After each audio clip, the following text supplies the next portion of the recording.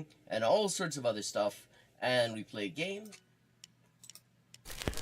This is Elise with an update on the ongoing Geoguessr Armand translation project.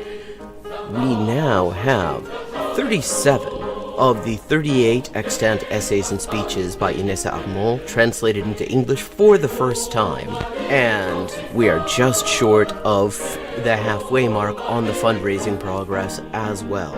This enrichment of the English language Marxist canon has only been possible with your support, and it's been a real lifeline for me. So anyone who would like to support this project can find links in the description for how to do so, and everybody who has already supported it has my sincerest thanks. Perfect. Okay, 3 of 4. El hospital. 還元一級の先というのは、本当に誰も知らない字ばっかりでしょうね。私は Okay, we've leveled up and it is time to pick another language. Mod för är tröttare än vanligt. Maten är färdig.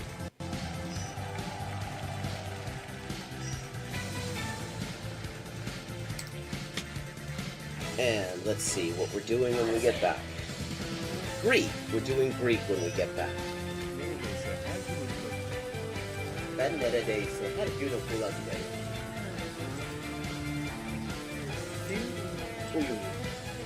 Fun fact.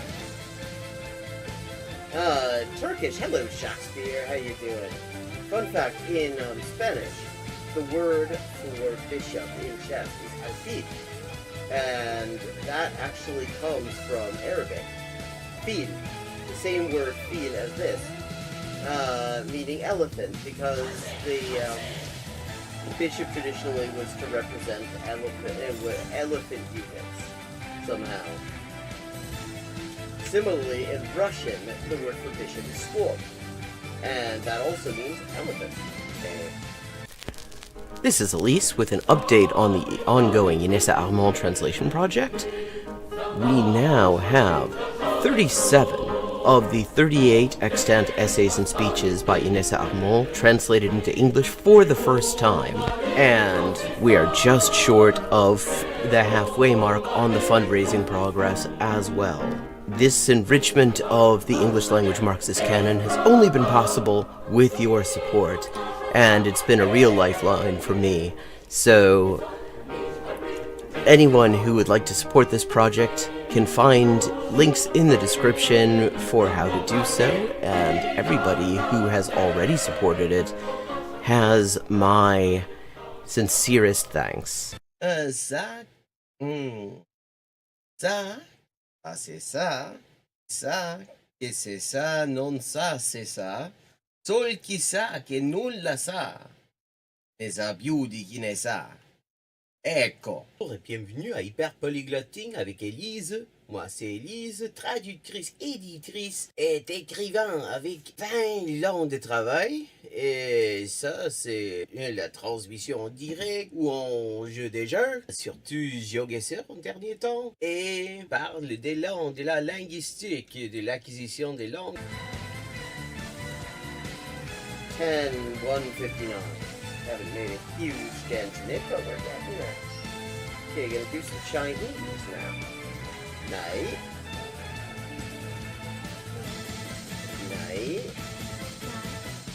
Man. Igen.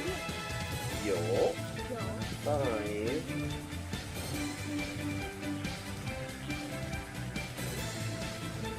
Ducks are drinking wine. Bangba, okay, Bangbas is duck. Okay, I have now leveled up.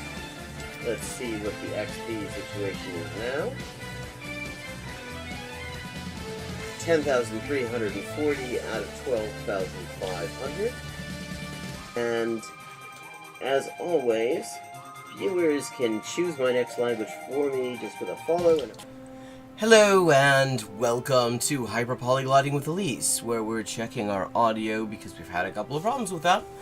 And then we're gonna play some Geoguessr and look at some of the best and not quite so best of language learning YouTube. I'm Elise, translator, writer, and editor with 20 working languages, and let's get started. Okay, we're gonna do another daily challenge to start out.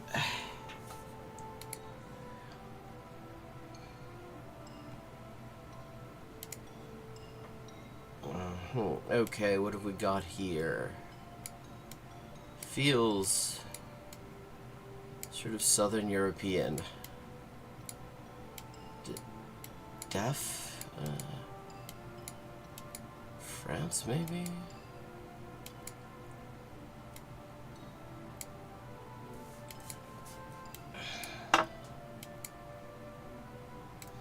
How's everybody doing?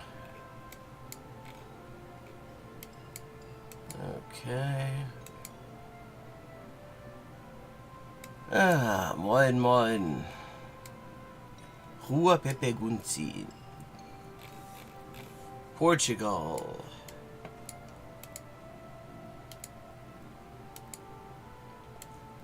Almost certain this is Portugal and not Brazil, because it is just something that feels European about the layout of everything.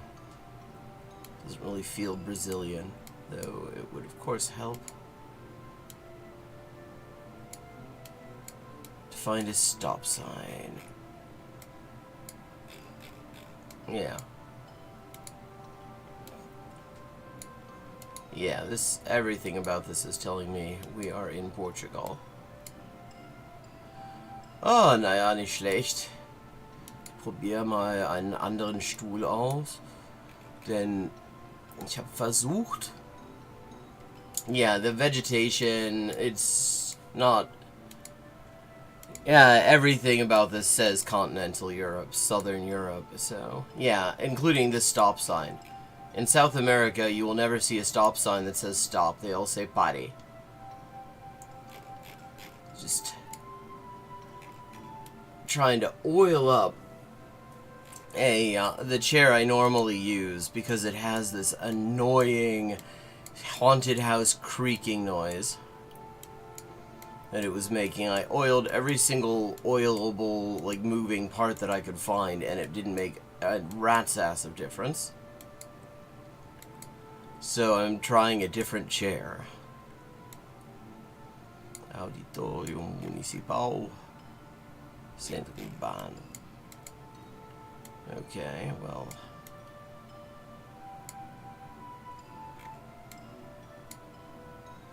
É preciso golpe de loucura para desafiar o destino. Yes. Indris? Oh, right, we have a time control. I forgot all about the time control.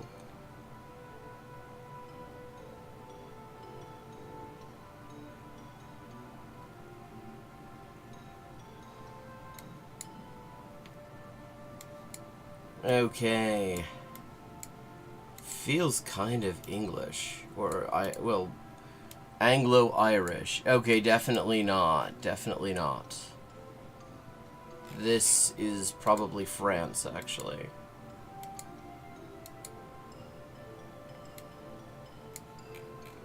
Pépinière de l'aigle. Planter, c'est notre métier. Okay, I'm gonna say someplace. Rural southern central France. Not, I mean, for this time control, this isn't terrible. Okay. This is giving Japan, but not quite.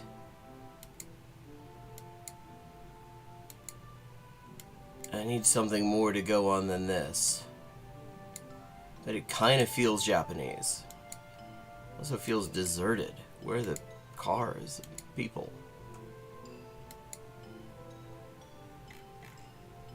Ah, this is Taiwan.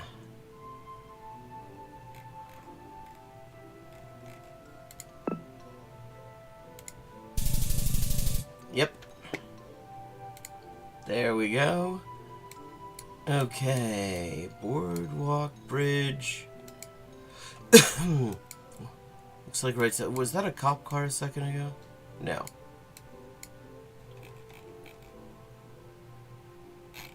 Okay, can't make that out just yet. That's in... Oh, we are in Mongolia. We're someplace in Mongolia.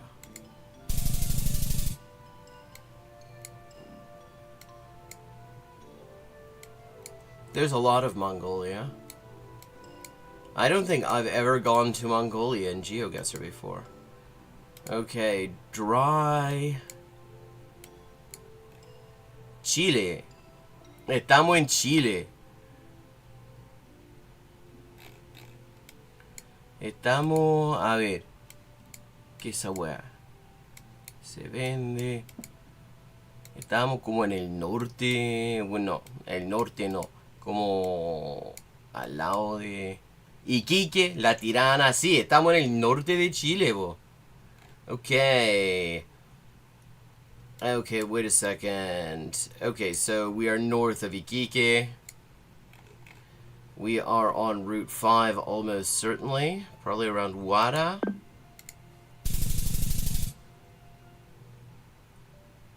$47.81. Chile is easy because there's only one north-south road that connects almost the entire country.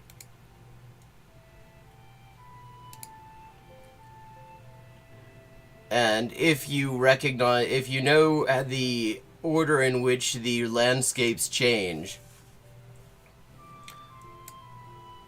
then you can always get pretty close. Because it's desert in the north, and then it becomes green starting just south of La Serena, and, you know, it's Chaparral until like a couple hours south of Santiago. Then you start to get more forests and lakes, and Route 5 will get you all the way to, like, Puerto Montt, which is pretty far south. And then it's just the Carretera Austral from there. Okay, we are doing World La Esperanza building, though, in English. Paalala. Okay. This is feeling like we might be in the Philippines. Yes, we are in the Philippines. Barangay. Not familiar with barangay.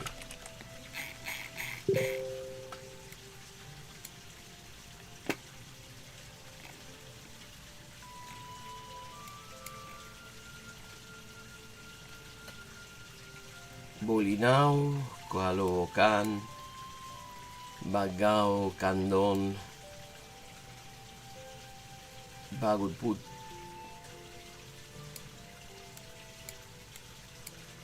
Batangas, Naga, Sorsogon,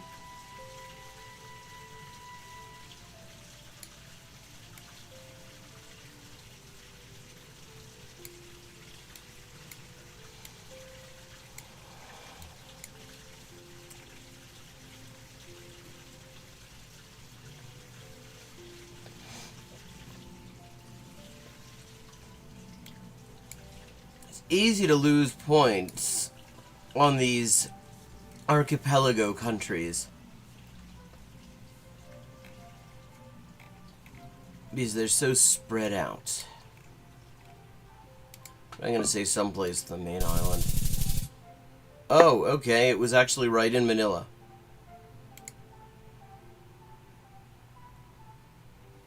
Okay. Boulevard Jean-Baptiste Roland Est. Okay, this feels like Montreal. Yeah, we're in Quebec. 100% Quebec 15.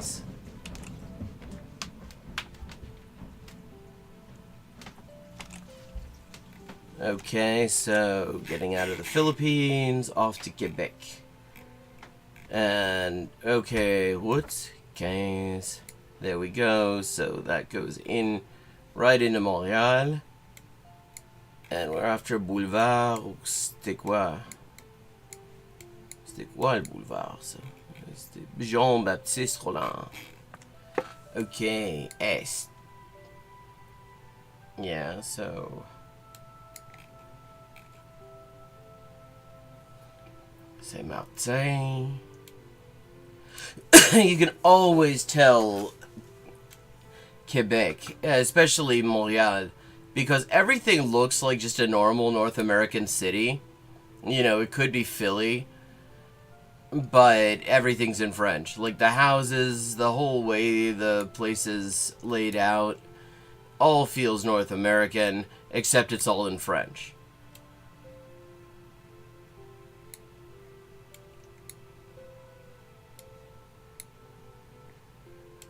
Michel Bouec, Walmart, Rue Charles, Notre-Dame de l'Assomption, Sainte-Thérèse, Curé-Boivin, Châteauneuf.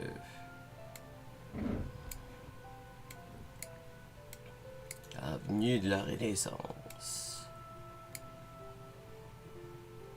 Henri Julien, Gilles, Dagnay, Dessert et les Laurentides.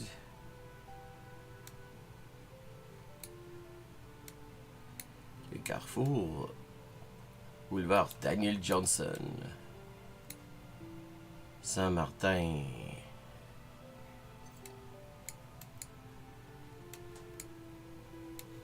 Ah, c'était pas Saint-Martin. La Tour. La Tour et Jean-Baptiste quelque chose.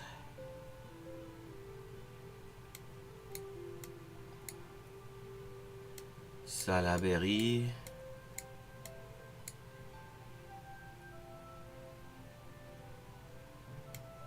Rockland.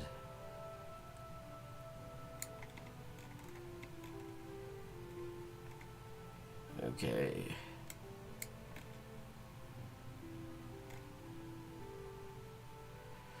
Ah, Rue Jean Talon. That is where the best covered market in Montreal is. The Marché Jean Talon rocks. I love shopping for food there.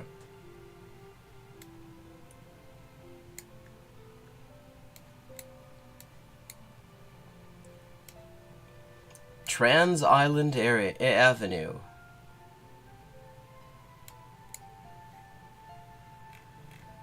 Oh wait, why am I going to Europe?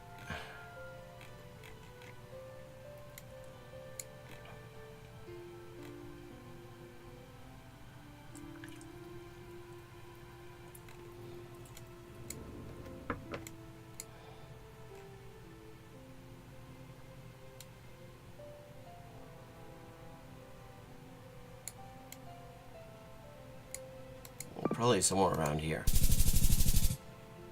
4877, not bad. Okay, we've got rurality. People driving on the right. What's that off in the distance? Nothing too big. Transit. Okay. Someplace.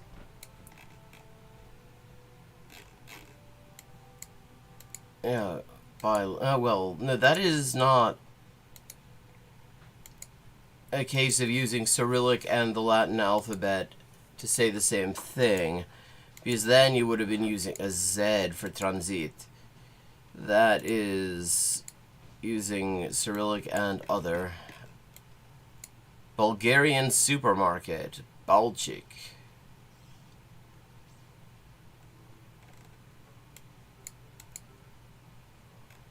Increasingly getting more Bulgaria lately. Varna, 21 kilometers from Varna. Okay. 21 kilometers north of Varna.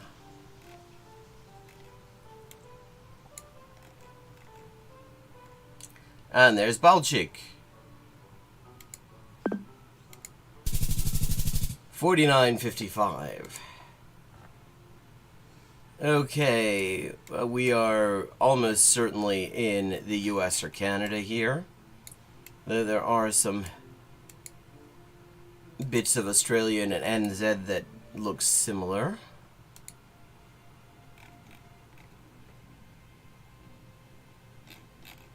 John W. Christian Greenbelt.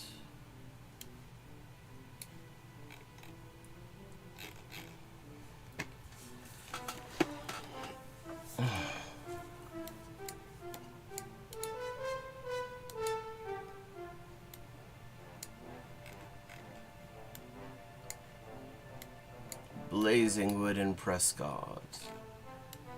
Blazingwood. That seems like an inauspicious thing to name a tree-lined road.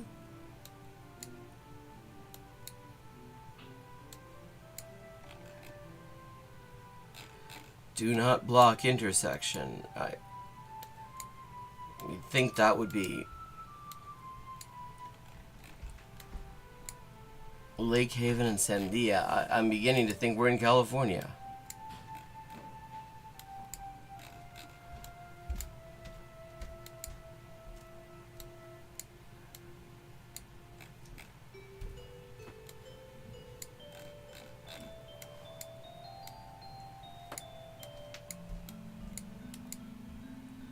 Northern California, maybe.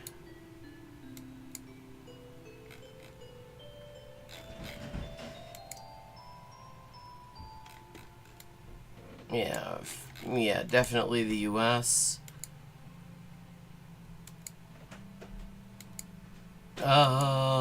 We shall find out. The first one I said was like Blazingwood.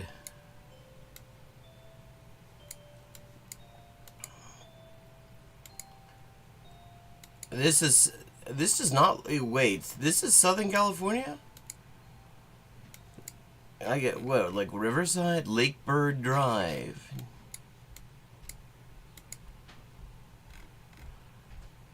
Great America Parkway. Levi's Stadium.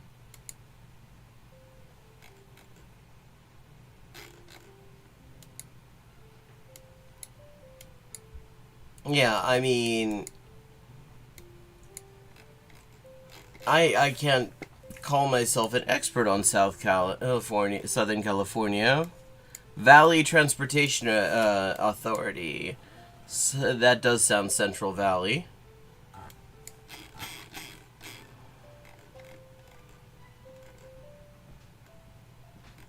Yeah, Sandia I thought was northern anyway.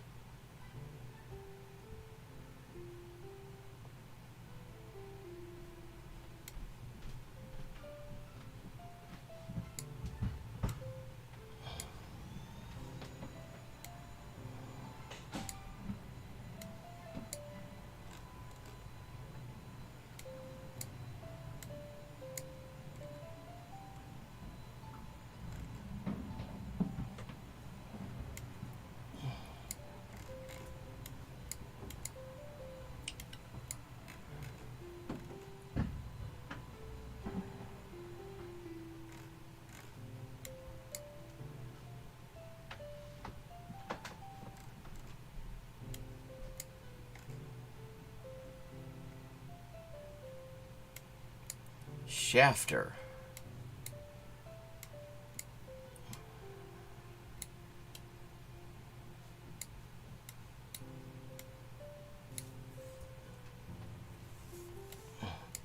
Vandenberg Space Force Base.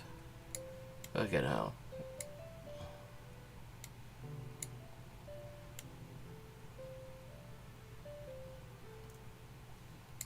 Sheephole Valley Wilderness.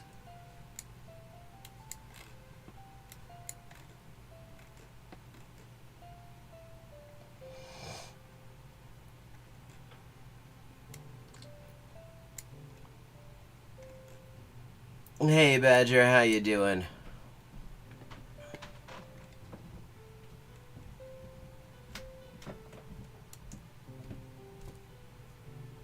San Tomas. Senka.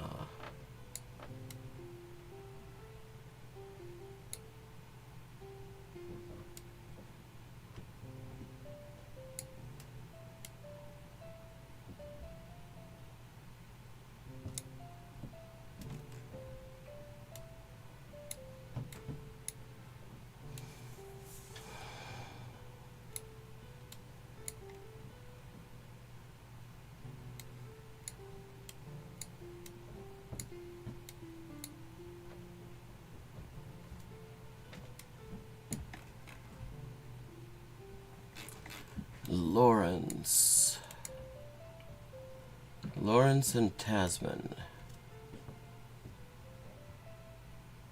Pink Elephant and Pal.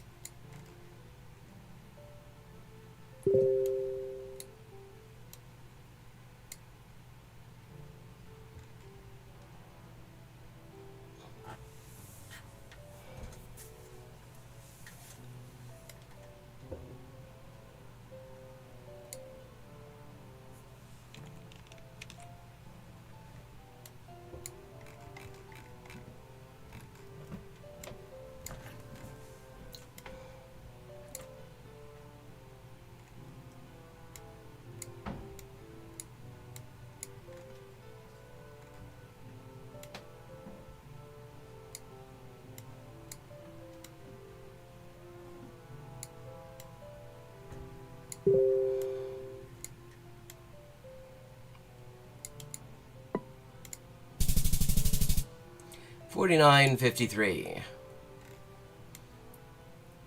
Okay, is that the real Eiffel Tower, or is that one of the many replicas, of which there is one not far from me?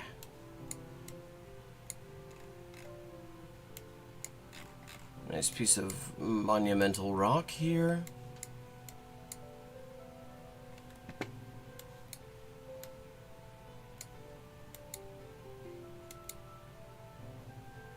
I mean, I feel like this is probably the original one.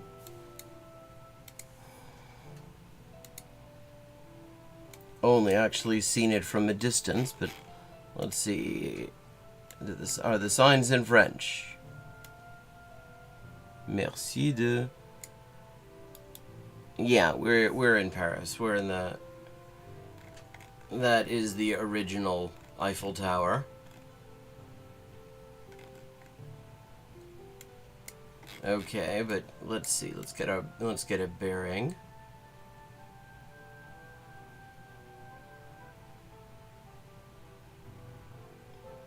Okay, so the Eiffel Tower is northwest of us.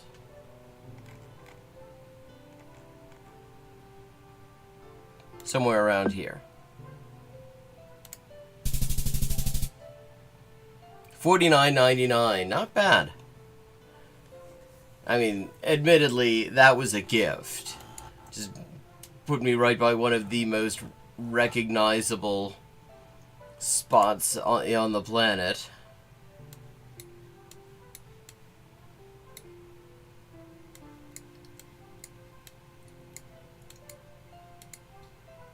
Okay, we've got light motorcycles, lots of palm trees. I mean, this feels like South or Southeast Asia.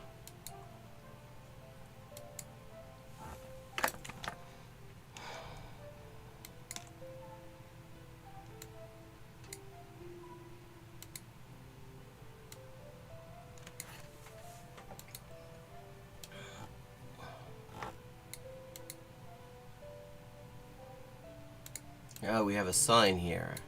Can I actually...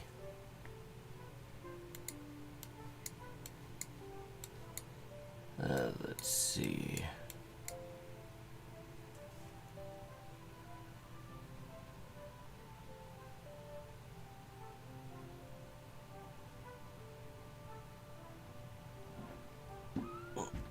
Okay, hard to make that sign out from that distance.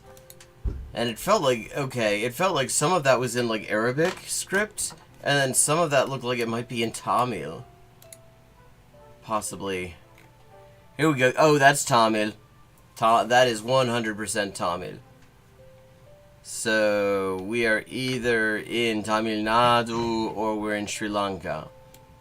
I'm guessing we're probably in Tamil Nadu. We're in Sri Lanka. 4463 though.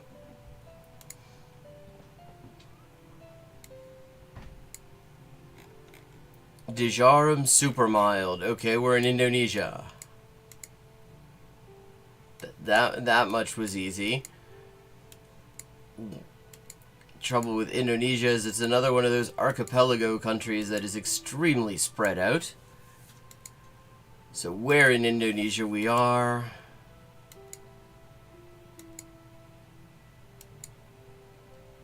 Yes, indeed.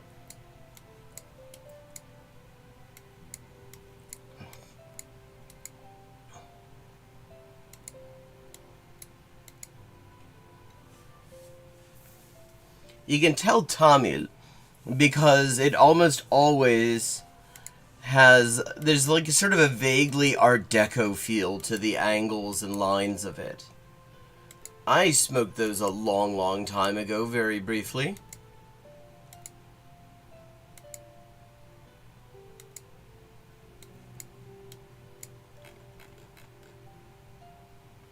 Dengan sukacita. Pasca. I mean, definitely Indonesia, that much is clear.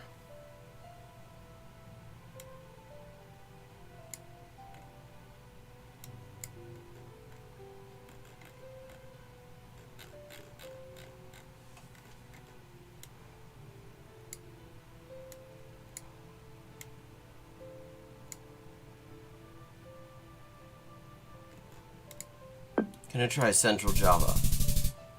Nope. Yeah, I mean, Indonesia always screws me up. Okay, we're by a stadium type thing.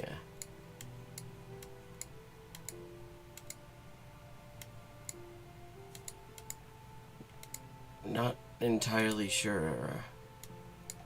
Hard to tell because you see one stadium, you've kind of seen them all. Días de recogida. Okay. Someplace Spanish speaking.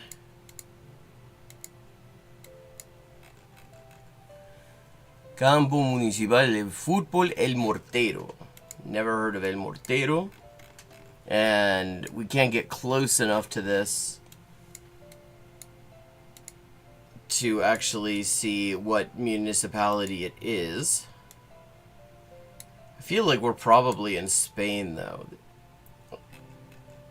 Okay, a little bit less certain about that now.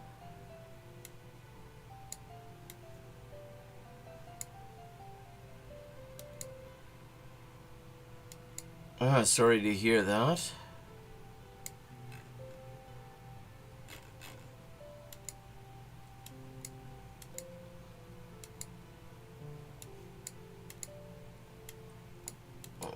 To be sure, if we're in Spain, I need some more road signs.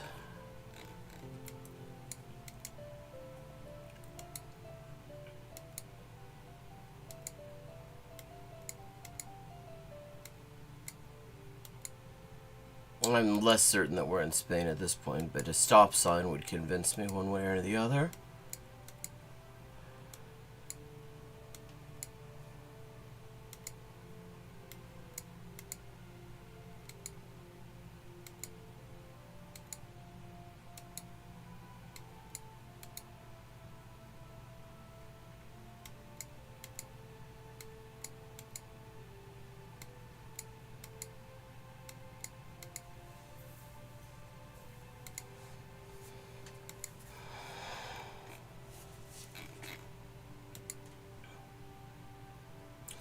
Oh wait, we've got some sort of a major highway here. I see the signs. Gijón, E70, Oviedo. Okay, A8.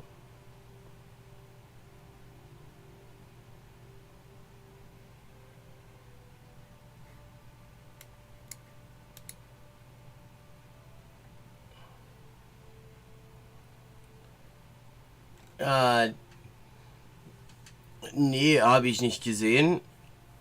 Aber wahrscheinlich nichts Gutes. Hey, Hexen Definitive? No, definitely not Blighty. This is in Spain by Gijón.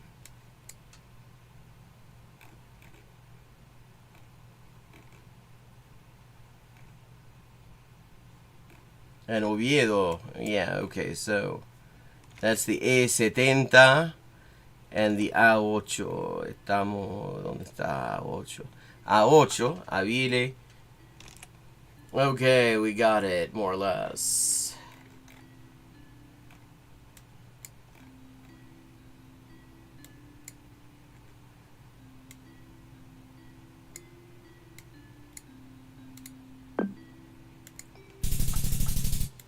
Oh, already. Okay.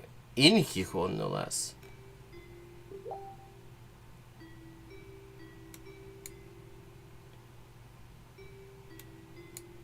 Cool. Oh, I did not realize you meant that the parcel had actually arrived already. I thought you meant it was on the way. 4930. Okay, what's this?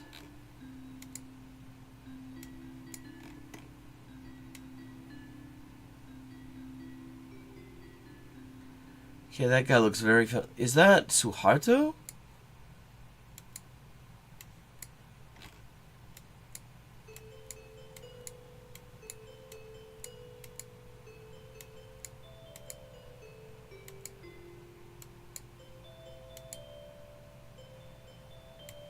Okay, yeah, definitely Indonesia.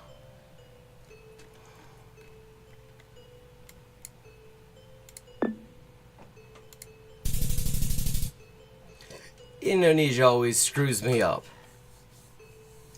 Too spread out.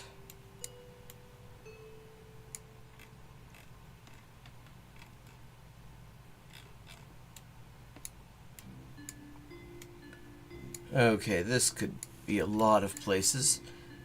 Feels sort of southern.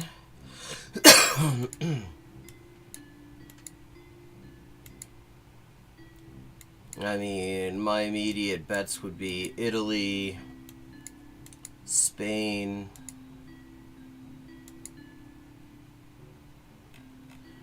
Yeah, okay. Oh, hang on, there was a sign there that gave me more than stop. Stop is helpful, though.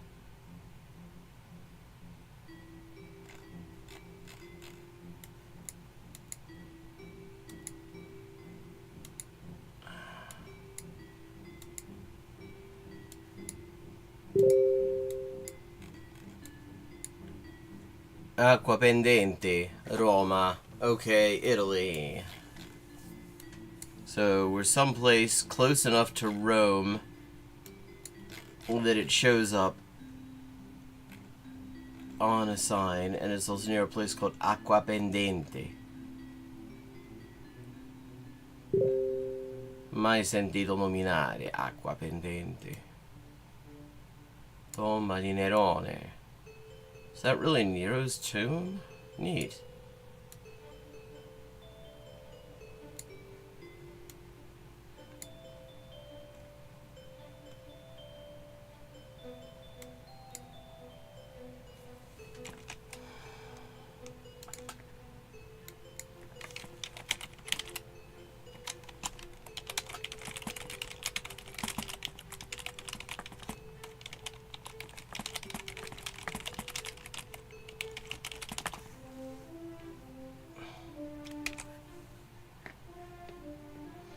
Acqua traversa, tomba di Nerone.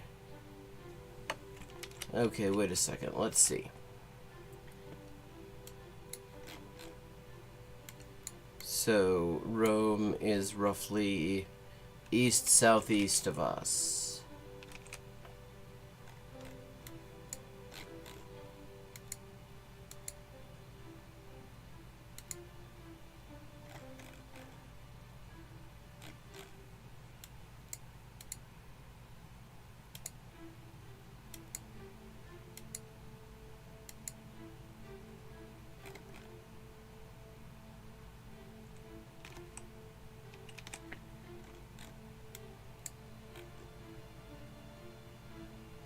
Malagrotta, Monta dell'Ara, Valle, Stallonara, Dragoncello,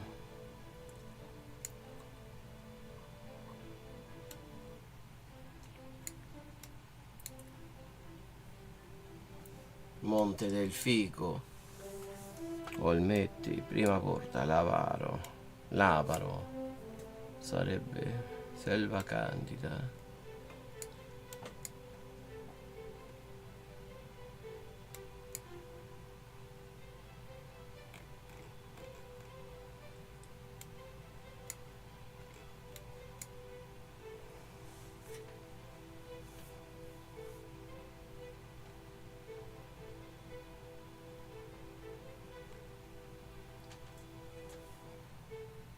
Someplace around here. Oh, hell, nowhere near. 4672, not terrible, though.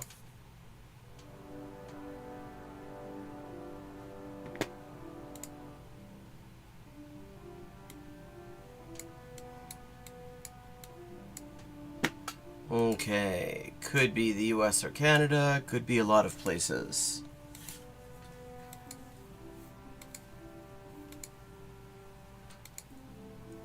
Okay, definitely not the US or Canada with that sign. Or this sign. Okay, so it's a lot of places, but definitely not the US or Canada.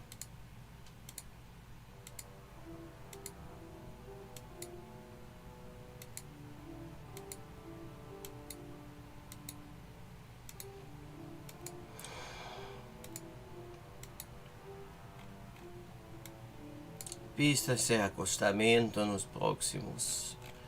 Okay, they speak Portuguese here.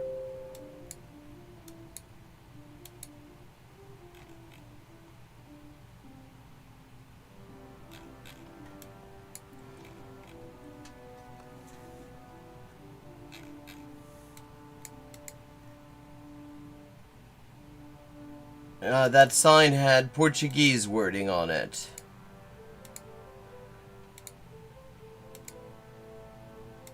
Possibly, though the infrastructure is in pretty good shape for Brazil.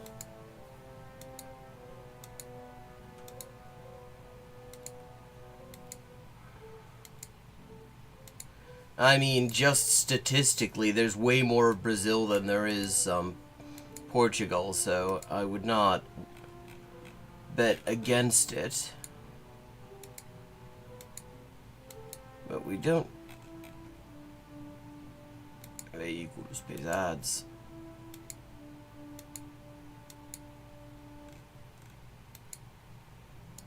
The one with the deer? I didn't see one with a deer.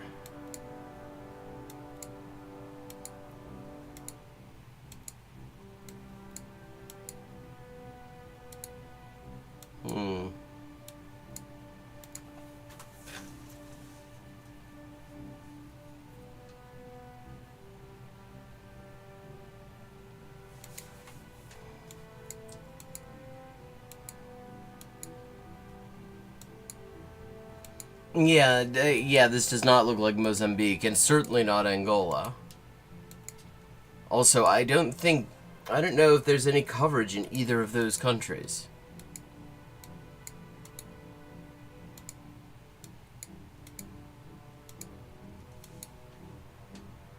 Yeah. Wherever this is, they speak Portuguese.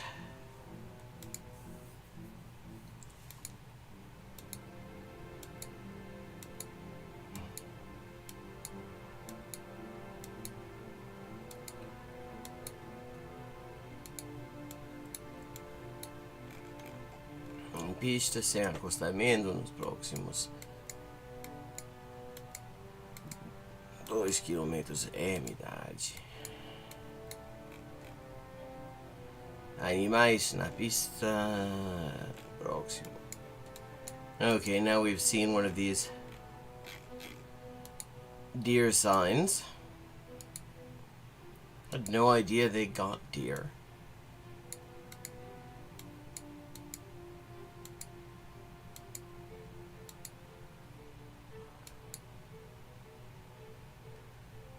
Yeah. Still like something stronger than the vegetation to be sure about Portugal. Although the signs feel wrong for Portugal.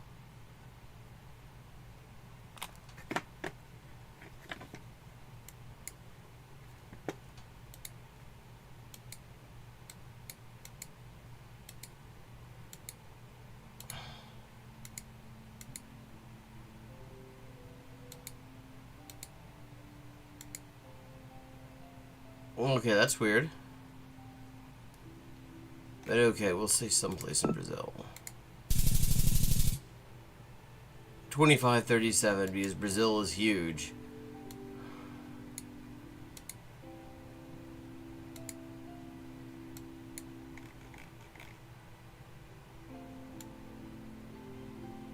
Ah, 無断立ち入り禁止。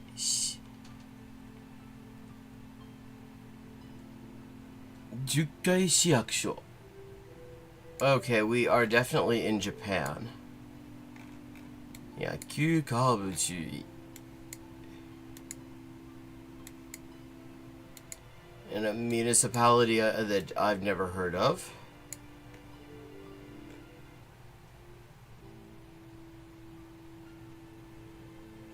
Yukkuri hashire. In Japanese, it is not a contradiction to say run slowly.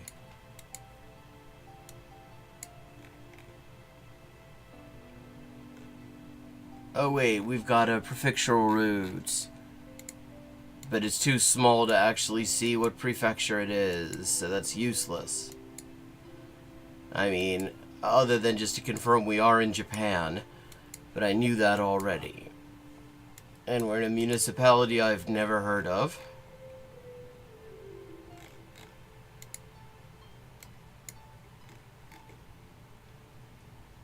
Kyutaku, Sugimoto Sonoko Kyutaku, Saiyan.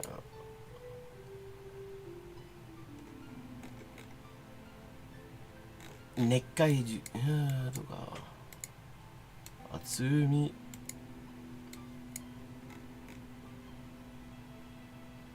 Kogara travel. クーポン使えます。強盗トラベルクーポン使えます。Mini stop. Okay, neat. じゃあ very wooded, very hilly. 群馬とか福島とか Well, wooded and hilly is a lot of Japan, actually, so...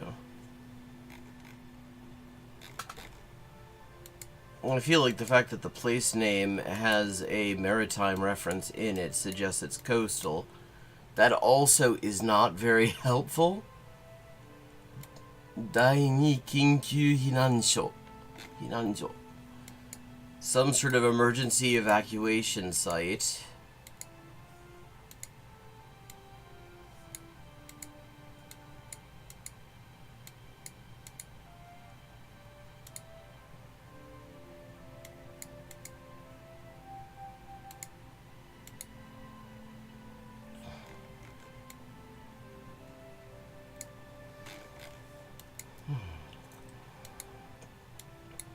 Trouble with Japanese place names is they often use very special readings of kanji. With the result that if you don't know the place name, you don't necessarily know even how to read the name of the place unless you have... Oh, well. Bureki... Oh, I see. That kind of kinkyu hinanjo. This is for, like, runaway trucks. Okay, this is someplace hilly enough that like, people's brakes fail on it. And so, these are, like, that sort of emergency, what do we call them? Runaway trucks something or other. Mishima, Kannami, Hakone, Shimada. でも、県道ばっかりだからヤギただねえよ。伊豆、神南、三島。箱根って、箱根って聞いたことあるけど。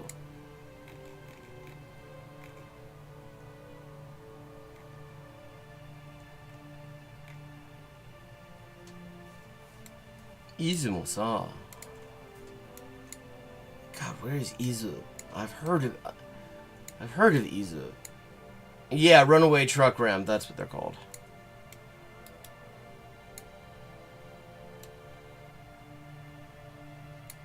I mean,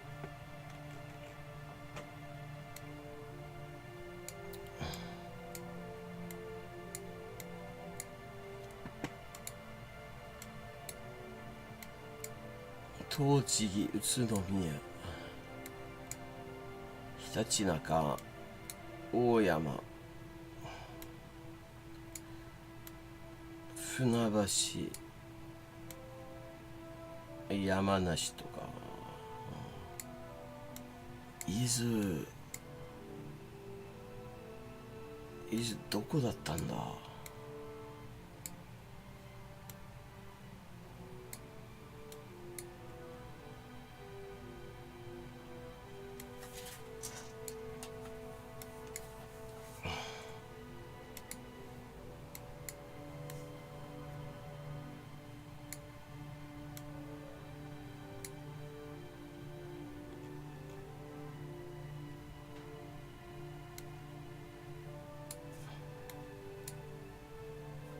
大分、宮崎、愛良、日南、高鍋。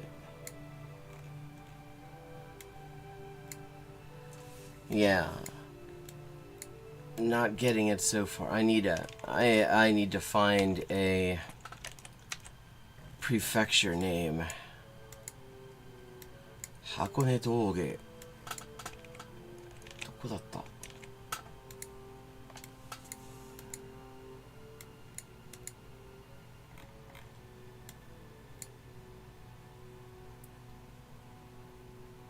ゴルフコース。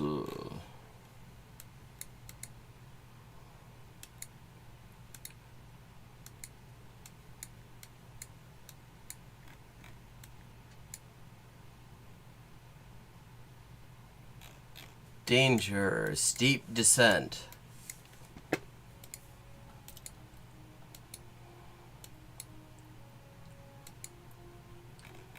Okay.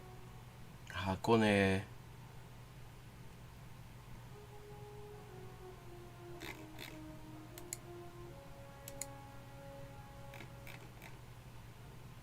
下田。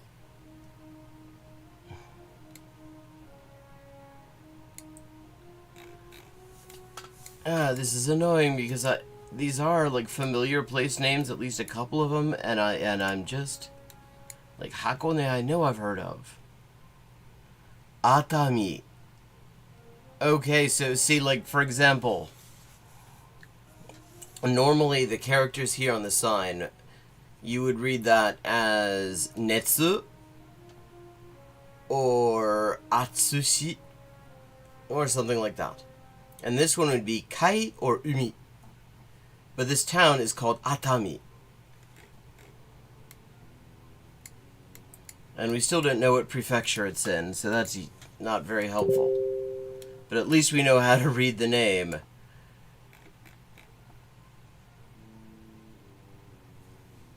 Oh, and there's a place to get your brakes checked before you embark on another one runaway truck ramp too. This must be they must be getting a lot of difficulties brake-wise. Oh, hey. Kendo. Shizuoka Kenda. Okay, finally. That helps. Shizuoka.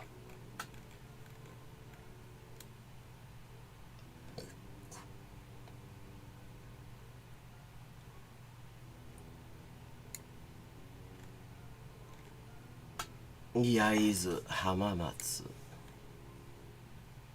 Kendo. Hikugawa Omaezaki.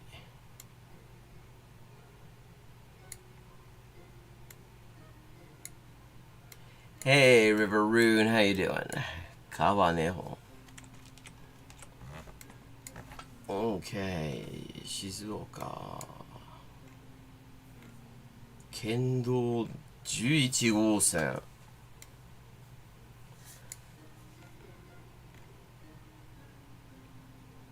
Okay, and yet all we're getting are Kokudo. Ah, here we go. Kendo. 61号線. 遠州宮古田浜松熱海って聞いたことねえから。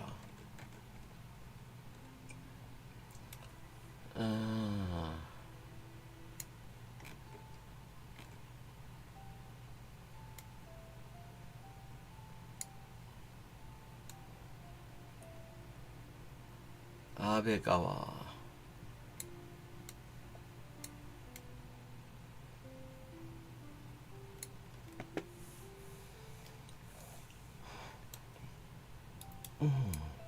Oh, well, okay, there's Prefectural Route 10. Tsuna.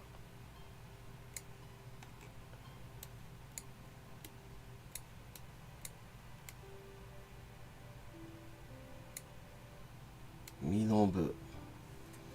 Ochi. ああ、もうとっくに山梨に入ってるんだ。あ、熱海だ。三島、伊豆。OK。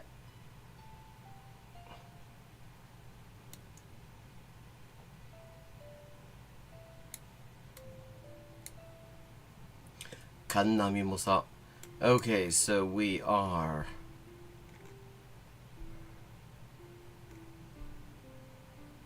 I guess someplace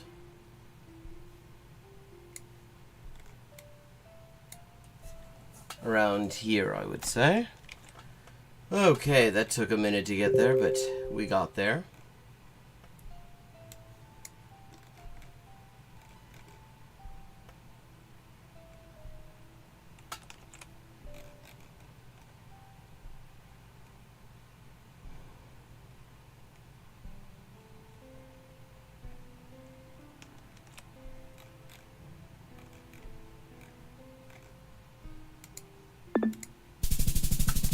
$5,000.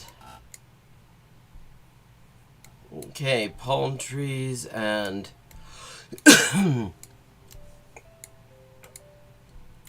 somewhat scuffed infrastructure.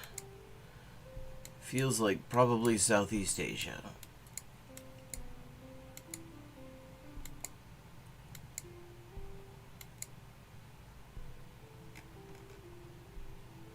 Okay, this is making me think maybe Indonesia.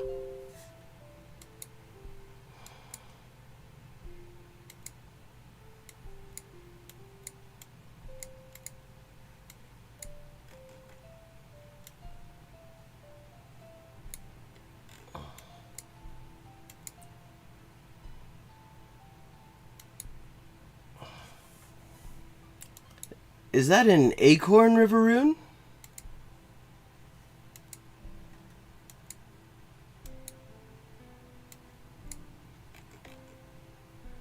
Me mayu hayo ning bawono.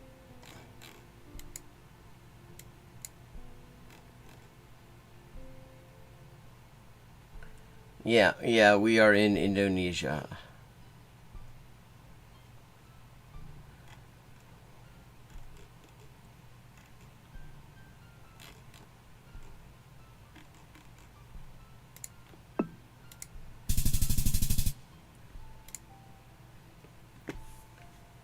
Okay. Feel like this might be Russia. Yeah, we have these gas mains there. That feels Russian. Aftamoiga. Okay, that's definitely Russian. Super skidki. Svinina na kosti. Super discounts. So, we're only in the biggest country in the world.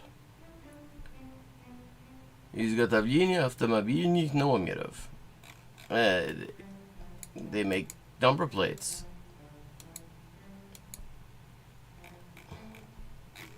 Like legit ones?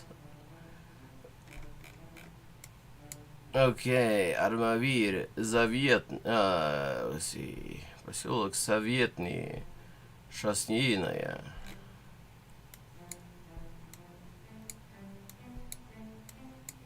Oh! Cool. Okay, I figured like going to the built-up area is probably a better bet. Северный микрорайон.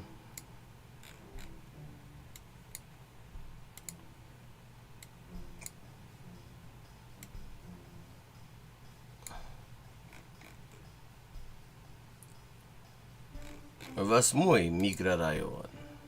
So.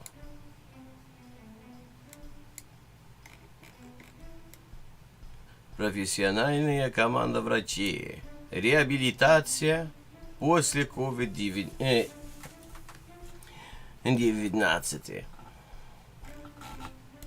Post-COVID rehab. And these stop signs, which I have to say, it seems like those are really, they really do not stand out much.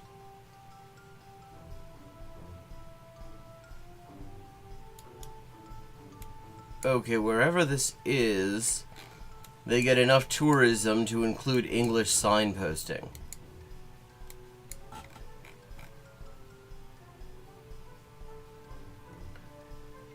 Магазин очень выгодных покупок.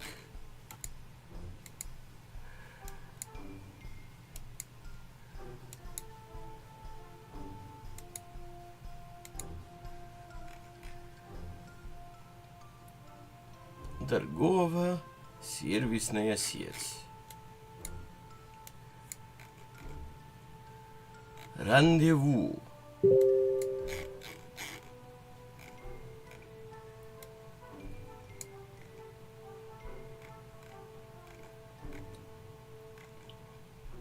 Okay, did they do this microrayon thing in... Is that a thing they do in Питер?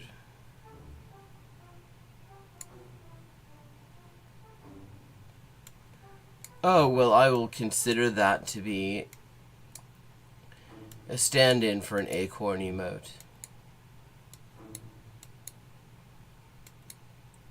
Clearly, the squirrel community is being underserved. Armavir.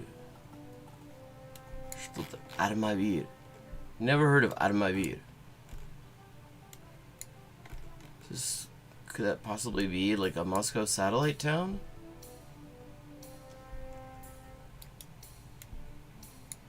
Люберцы, Жуковский, Коммунарка, Долгопрудный, Фрязино, Ногинск, Электросталь.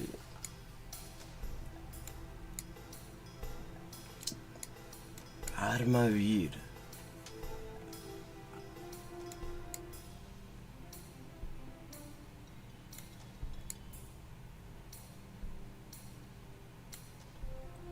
But at the same time, it feels like it must be someplace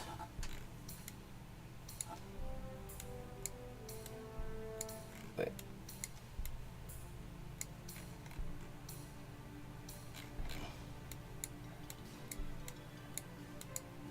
I mean, that's a very nice pavement there, for example. This doesn't seem...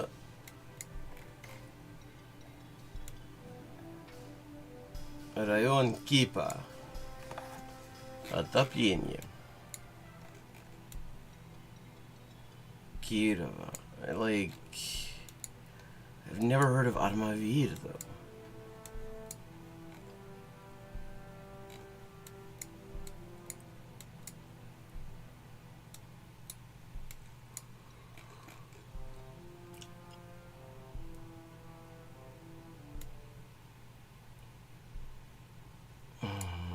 Okay. Place where you can get your MOTs done.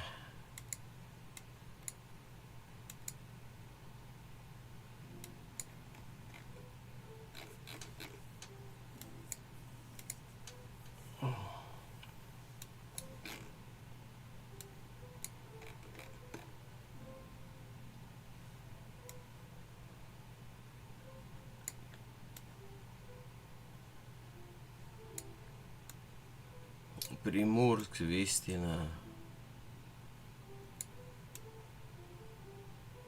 Yeah, I am absolutely lost here. I've never heard of Armavir. I feel like it must be in the general vicinity of some major tourist town, though. Because there's a lot of English.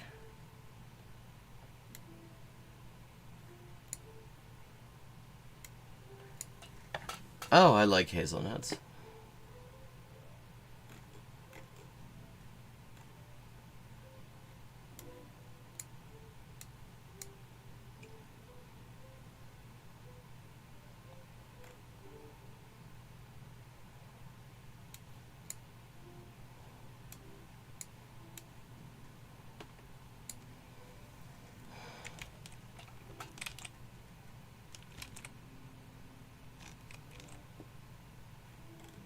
I'm going to take a quick bio break, and then we will get back to trying to figure out where the hell Armavir is.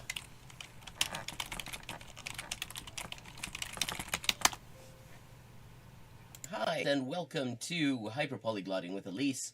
I am Elise, translator, editor, and writer with 20 working languages, and this is where we talk about languages and language learning and all sorts of other stuff, and we play games. This is Elise with an update on the ongoing Geoguessr Armand translation project. We now have 37 of the 38 extant essays and speeches by Geoguessr Armand translated into English for the first time, and we are just short of the halfway mark on the fundraising progress as well. This enrichment of the English language Marxist canon has only been possible with your support, and it's been a real lifeline for me. So anyone who would like to support this project can find links in the description for how to do so, and everybody who has already supported it has my sincerest thanks. Perfect. Okay, 3 of 4. El hospital es 還元一級の先というのは本当に誰も知らない字ばっかりでしょうね。私は Okay, we've leveled up, and it is time to pick another language. Morfar är tröttare än vanligt. Maten är färdig.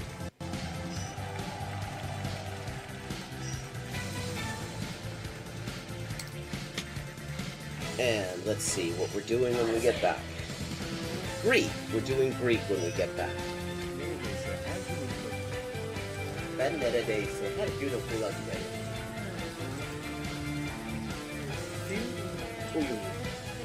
Fun fact. Turkish. Hello, Shakespeare. How you doing? Fun fact, in Spanish, the word for bishop in chess is alfil. And that actually comes from Arabic. Fil. The same word fil as this. Meaning elephant, because the bishop traditionally was to represent elephant units somehow. Similarly, in Russian, the word for bishop is squab, and that also means elephant. This is Elise with an update on the ongoing Geoguessr Armand translation project. We now have 37 of the 38 extant essays and speeches by Geoguessr Armand translated into English for the first time, and we are just short of the halfway mark on the fundraising progress as well. This enrichment of the English language Marxist canon has only been possible with your support, and it's been a real lifeline for me. So anyone who would like to support this project can find links in the description for how to do so, and everybody who has already supported it has my sincerest thanks. Ça, ça, ah c'est ça, che c'est ça, non sa, c'est ça. Sol chi sa che nulla sa, ne sa più di chi ne sa. Ecco. Bonjour et bienvenue à Hyper Polyglotting avec Élise. Moi, c'est Élise, traductrice, éditrice et écrivain avec 20 ans de travail. Et ça, c'est la transmission en direct ou en jeu des jeux, surtout Geoguessr en dernier temps. Et parle des langues, de la linguistique, de l'acquisition des langues. 10-159. Haven't made a huge dent in it, but we're getting there. Okay, gonna do some Chinese now. Night. Night. Man. Yen. Yo. 5.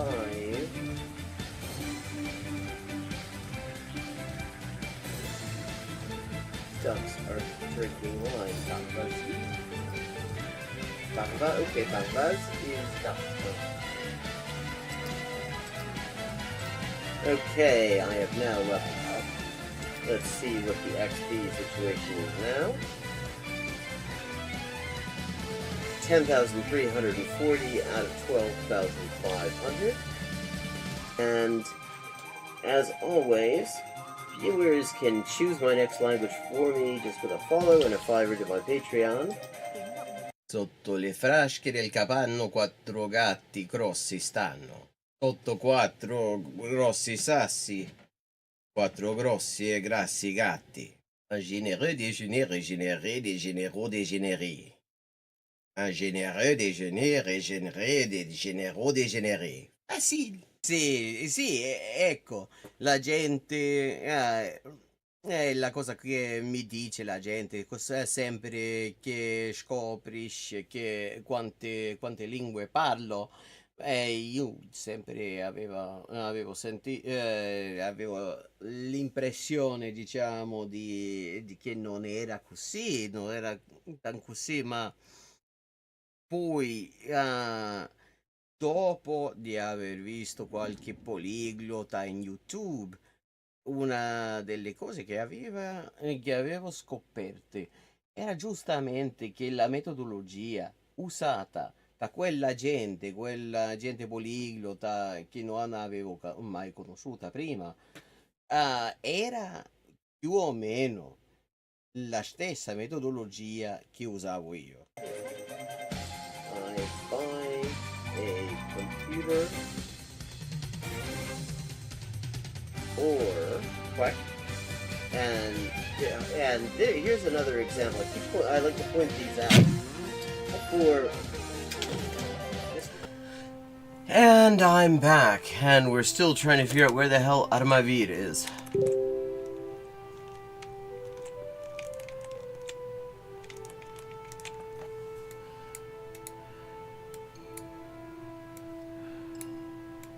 Bayazet.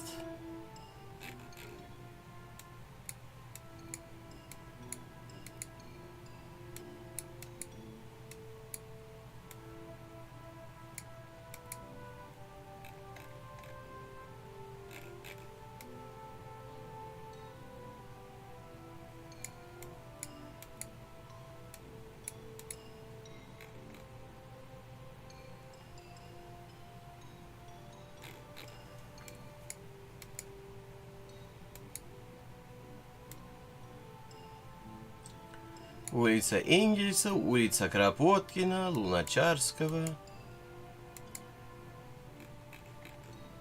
Автовокзал. Улица Розы, Люксембург. Улица Советской армии. Улица Тургенева. Like, even what oblast this is in would be very helpful. Krasnodar. В Краснодарской области. Okay, finally. Something we can work with.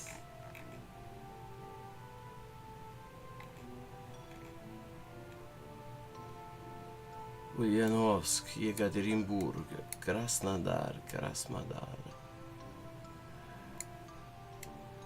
Вологда, Ижевск, Уфа.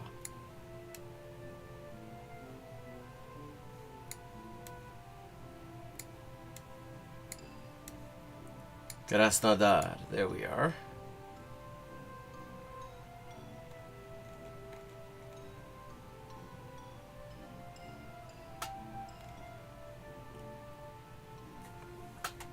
Okay, so Armavir.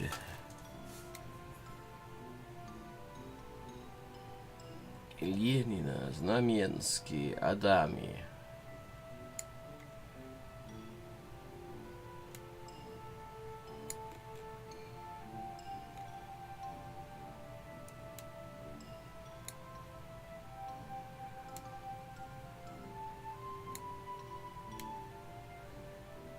Агроном.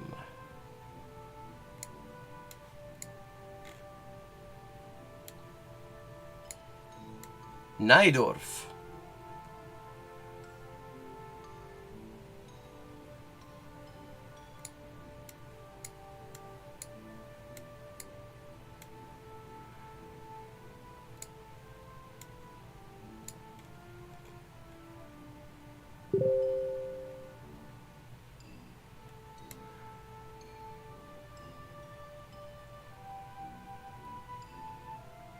Троицкая, Чеко. Чекон.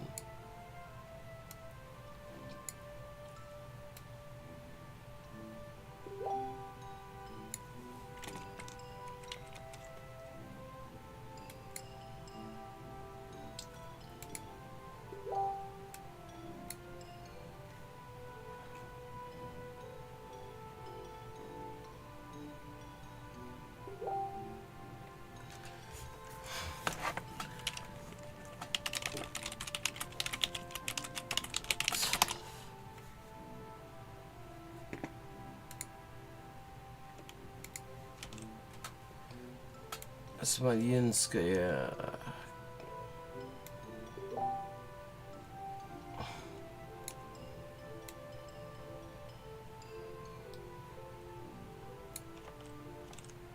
Oh, come on.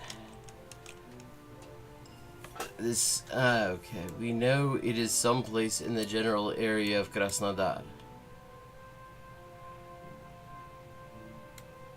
And yet it is still not particularly easy.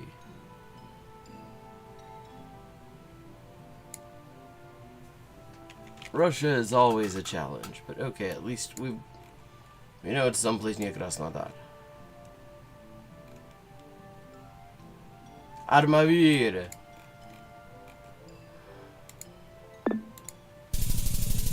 $49.88. There we go. Okay. Feels like North America. Feels like the US or Canada.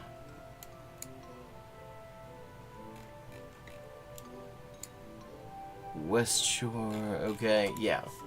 Feeling... Oh, hang on. What did that say? Speed limit. We're in the US. Okay. Got that much.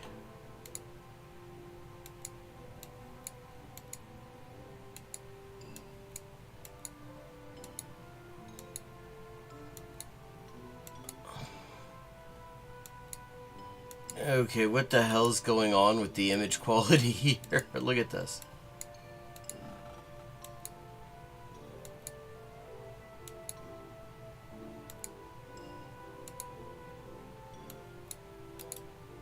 Like, is this just gonna keep up this way the whole time?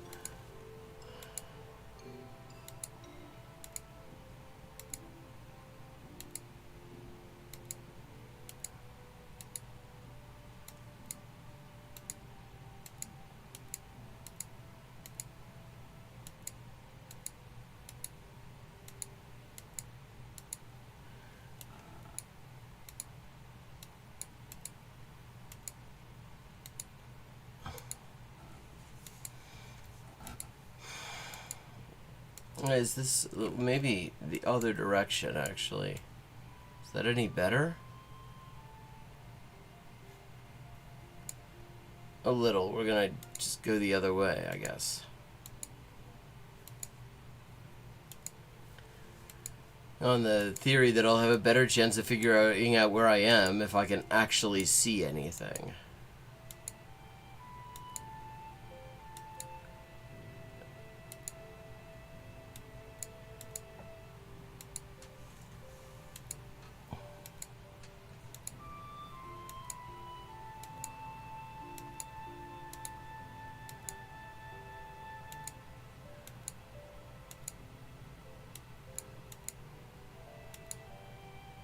Apparently, flights to the US are ridiculously cheap at the moment from Britain.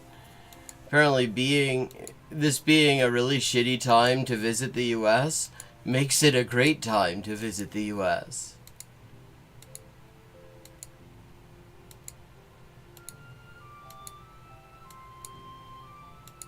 Oh, hang on, that could have been useful.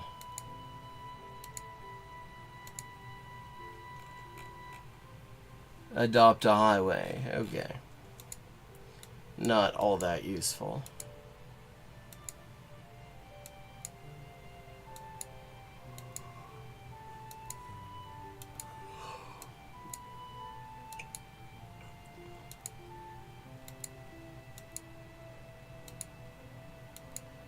It was the worst of times to be there. It was the best of times to buy tickets to go there.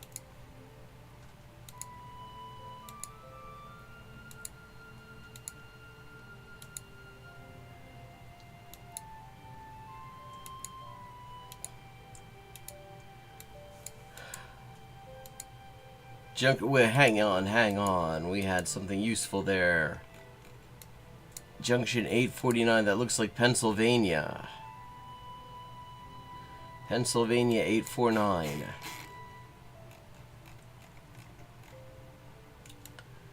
I mean, that isn't exactly extremely helpful.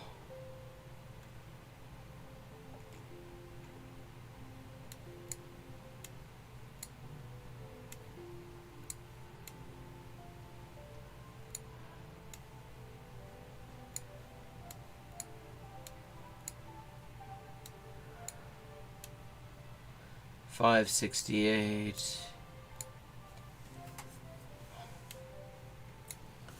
Okay, $6.11. Oh wait, we're already in New Jersey.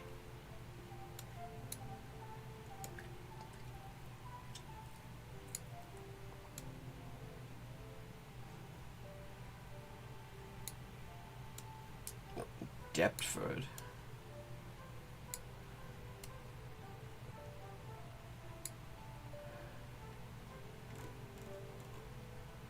Oh, I'm already in fucking Maryland now, too.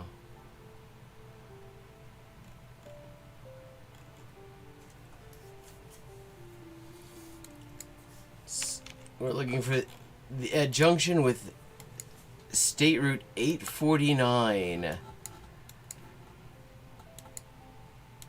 I seem to be in Pennsylvania region of Pennsylvania. Okay, 74 and 849.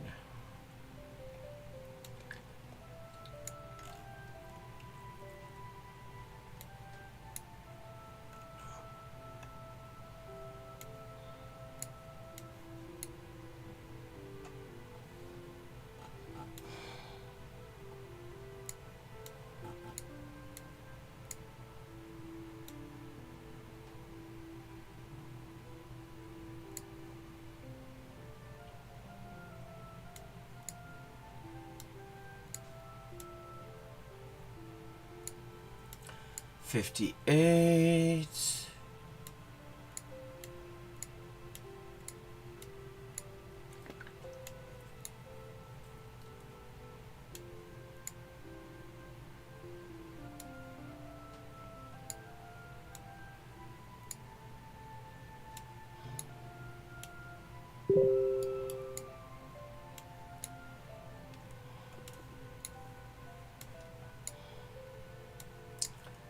Okay, we're looking for state routes 74 and 849.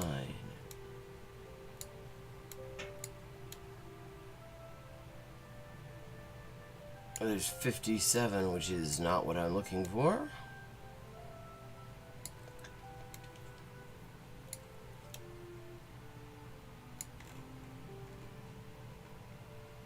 And that's New Jersey, which is definitely not what I'm looking for.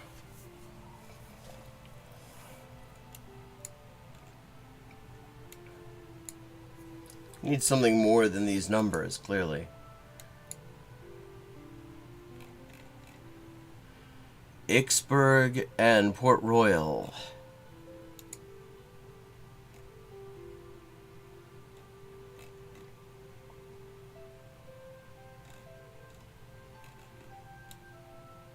Marklesville and Newport, places I've never heard of.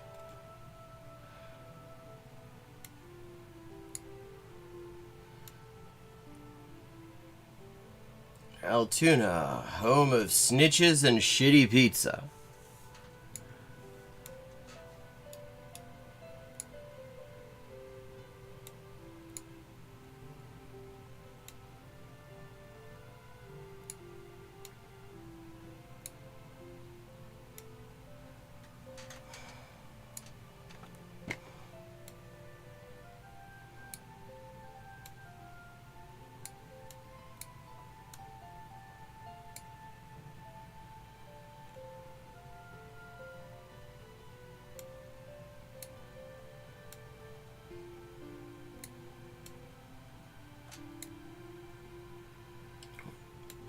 Huntington.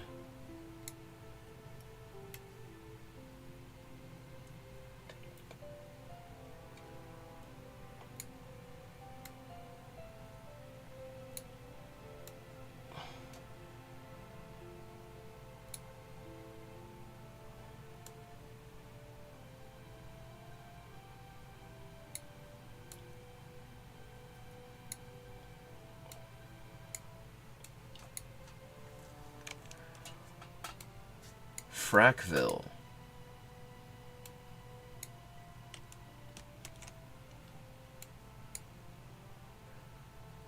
Okay, so none of this is particularly helpful because those are all very small places as far as I can tell. Although actually, between being on Route 849 and being on Route, what was it, 74? I feel like 74 is more of a major road. It's usually how that kind of thing works.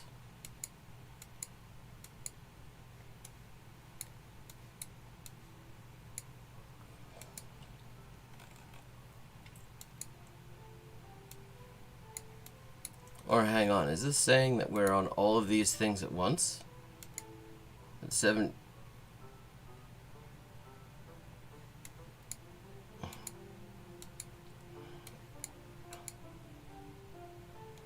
Okay, we're north on 74 now. Icksburg Voluntary Fire Company.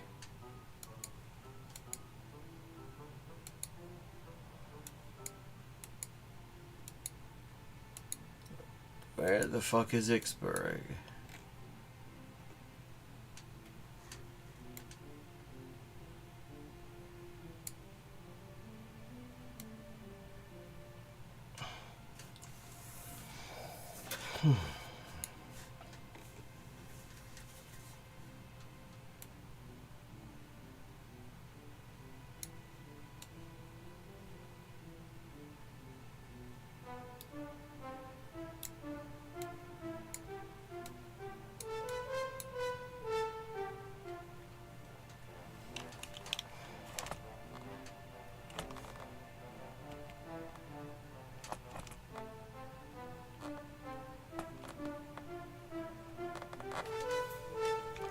Okay, continuing on. Someplace in Pennsylvania.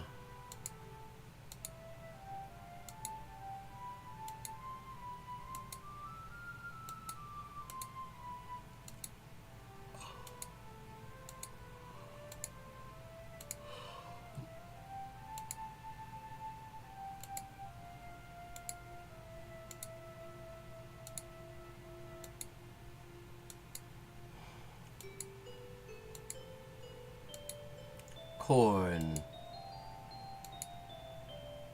corn, corn, end of corn. Oh, hang on, what did that say? Did it say anything useful?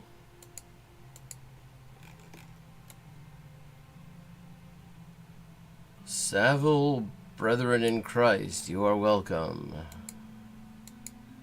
No, it did not say anything useful.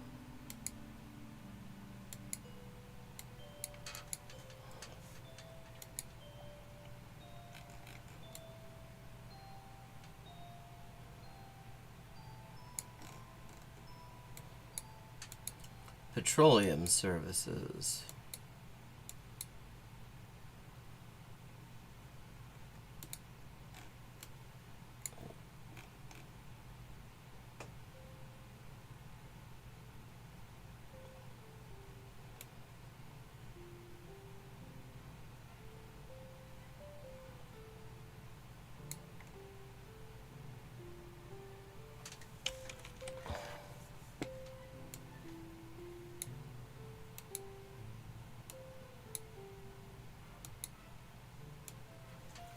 Okay, junction with Route 17. So, a new route number to look for. Yay! At some point, one of these has to get us to something recognizable.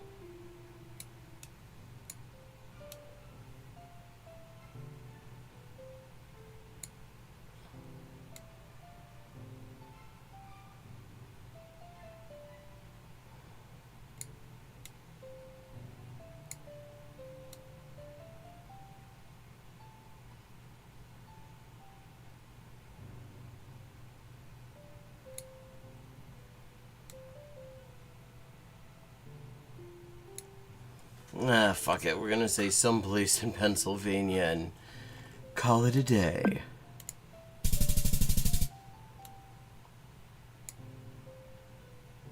$4,700. Okay, not my best showing there. But that is largely Indonesia's fault. I'm gonna change gears and look at stuff.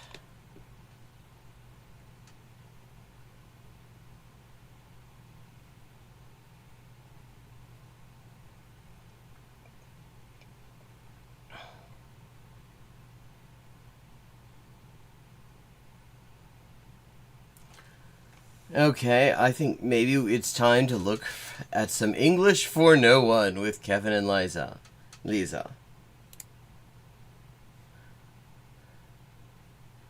Hello, and welcome to English for Everyone.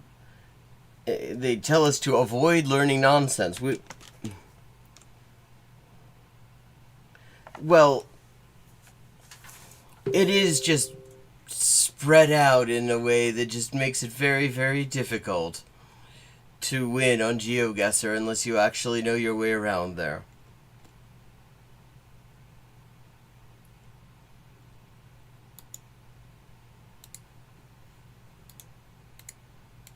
Okay, get my chat widget up.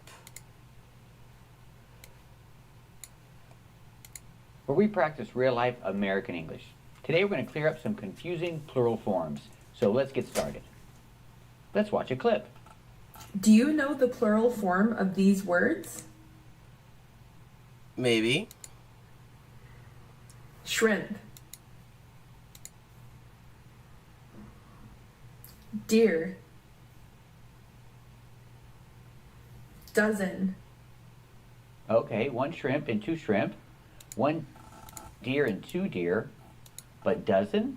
Yeah, actually, yes. I mean, it's also true that there are situations in which you would say dozens, but usually you would say 2 dozen, 3 dozen, 4 dozen, 10 dozen. Dozens you use when you have an unspecified number. That's different. So with these animals, you can say one shrimp and two shrimp. Yeah, and 2 dozen shrimp. We don't say two shrimps. Unless you want to be entertaining. The same for deer. We say 1 deer and 2 deer. We do not say 2 deers. And keep watching until the end of this video to practice more with those confusing words. Oh, wow. I mean, I'm going to be sure I wouldn't want to miss it. But dozen? Dozen is different, because we do say dozens. Let's take a closer look. The word dozen is used to talk about numbers, like these words. 100, 1,000, million, And you'll notice when you're adding a specified number to any of those, you don't pluralize it. 200, 2,000, 2 million, 2 billion.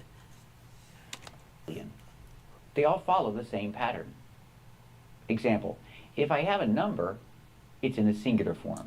Okay. I thought, okay, he actually gets this right. Okay. 1 dozen, 2 dozen, 3 dozen, 4 dozen. There are 3 dozen people. But if I don't have a number, I say dozens. These people don't have faces, though. I'm much less interested in how exactly we count them, but by the fact that you have all these kids with sort of disjointed necks, and behind them are these weird, bespectacled adults with no faces. This feels like, wasn't there a Doctor Who like this? There are dozens of people. So we see how we can use the word dozens. And let's learn some mistakes to avoid. I cannot say 3 dozens people. And I cannot say 3 dozen of people. Oh, well, I mean, it depends. If you're, like, ordering Soylent Green, for example, then yeah, I'll take 3 dozen of people, and then I'll take 4 dozen of shrimp. There's no of when I use a number. But if I eliminate the number, then I say there are dozens of people. Okay, this one does not seem to be spending as much time on the slagging off of other creators that makes them so entertainingly toxic. Maybe they've actually improved on themselves. So I'm gonna skip over.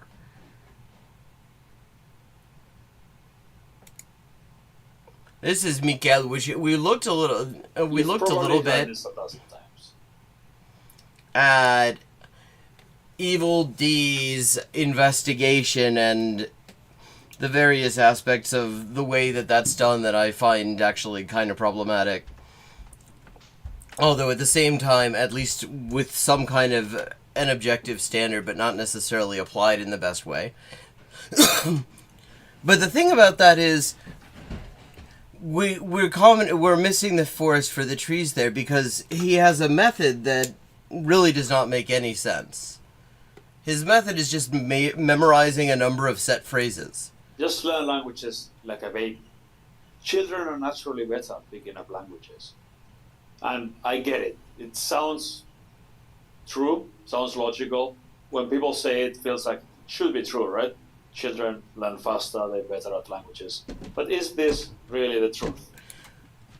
No, it's not. Yeah, I mean, okay, so far so good, because the research says that, like, young children have an advantage in terms of their affective filter, which I talk about in the video that I released the other day, tends to be lower. So they have fewer, like, psychological barriers to picking up input that is around them.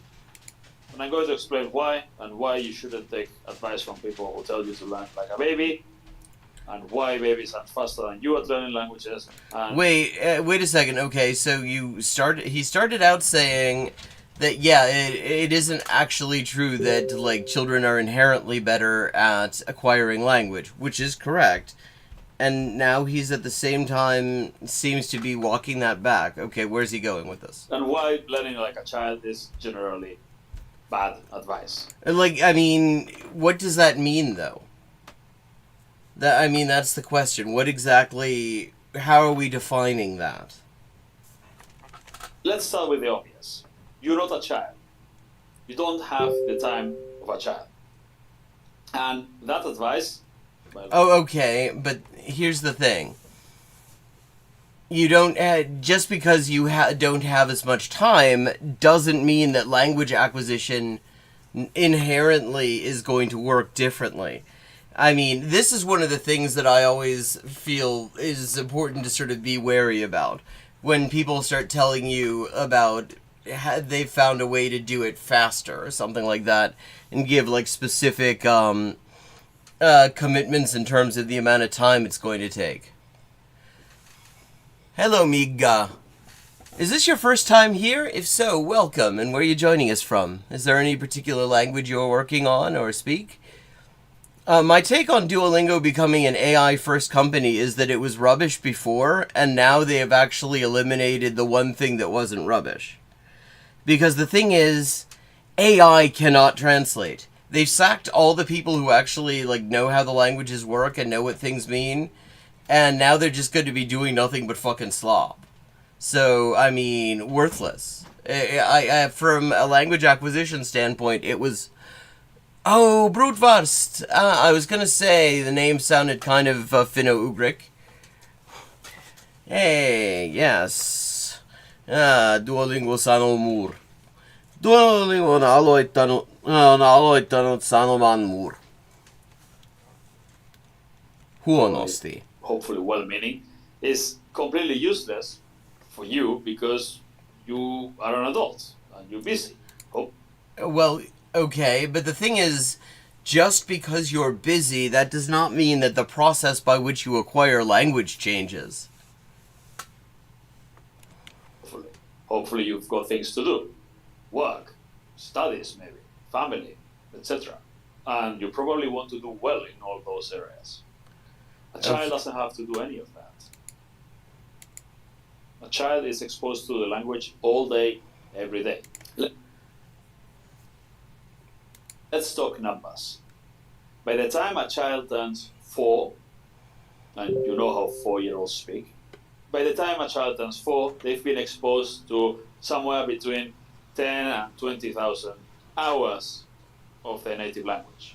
10 to I'm not sure where he's getting that, but okay. 1,000 hours. Why? Because that's all they do.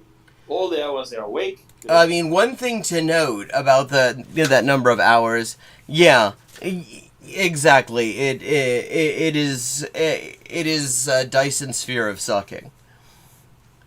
The thing to remember is that actually, there is one advantage that you have as you get older in language acquisition over kids who have the advantage of a low effective filter, and that is we have way more, the older you get, the more context you have to work with, the more extra linguistic stuff you can rely on. Like, little kids actually are like still working out all the basic stuff, so they're having to work out the language at the same time as they don't know what the thing is that the language is about either. Exposed to the language, and they're not only listening to it, they're also repeating things aloud. It's not only passive listening. We're not only talking about 10 to 20,000 hours of input, they're doing a lot of trying to speak as well. 10 to 14 hours of exposure and use of the language a day, every single day. Now, let me ask you this. How much time do you actually have for language learning? Okay, I mean, already we have like a bad analogy here, because again, a lot of that exposure also has to do with the fact, see, we don't need to, when we're like finding out, if we're engaging with comprehensible input about like stuff in the kitchen, for example, since I do a lot of comprehensible input stuff related to like cookery videos and stuff, we know what the things in the kitchen are already. We know what they do, we know what you do with them, and we have a pretty good idea of how to use them most of the time. On the other hand, like, young children don't have that. So it is naturally going to take more time for them to make sense out of it, because they're having to learn what it is at the same time as they're learning how to talk about it. How many hours per day can you truly dedicate to learning a language? 1, maybe 2 if you're lucky. Okay, let's say you're extra disciplined and you manage to squeeze in 5 hours a week. That's already okay, but so what? I mean, your language acquisition device still functions on the same basic principles, so where are you going with this? Impressive for a lot of people. People are busy. Now multiply that by 52 weeks.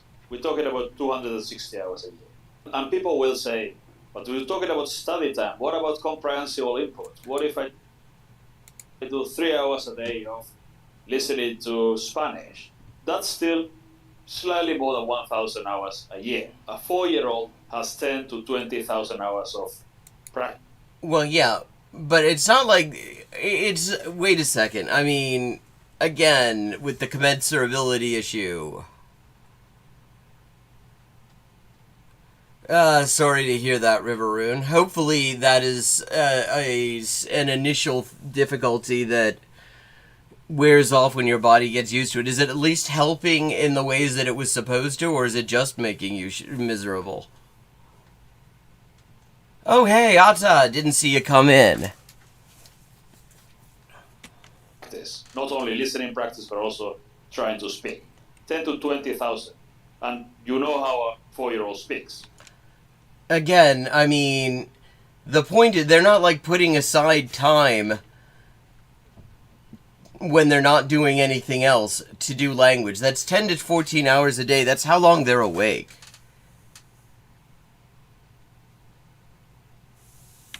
And you think 1,000 hours a year is good if you just go into learn passively?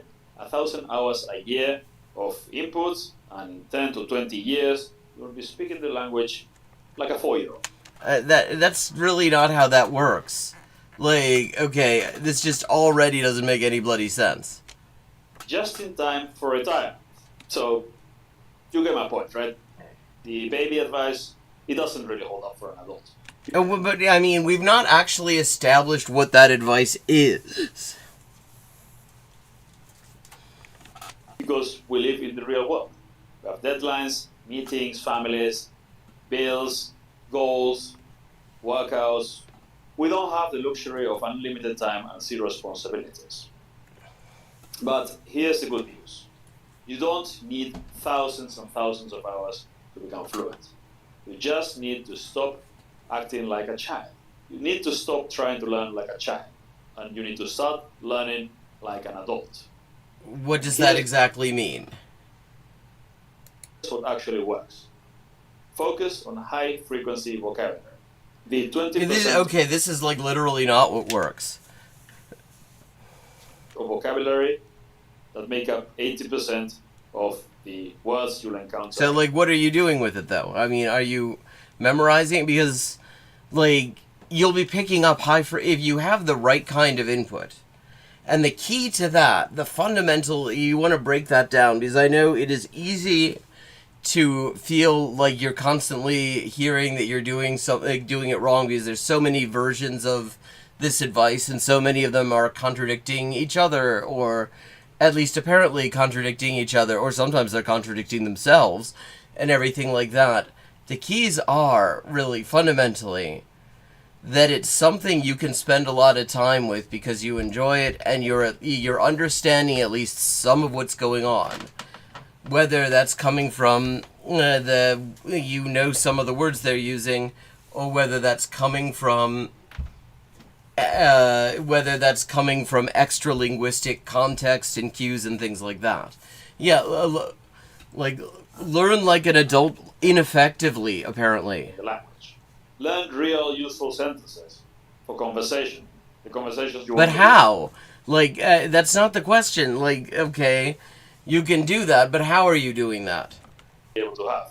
Not the apple is red and the elephant is the banana and all the Duolingo stuff, but things I mean, like, yeah, Duolingo is bloody useless. that you But actually want to be able to say.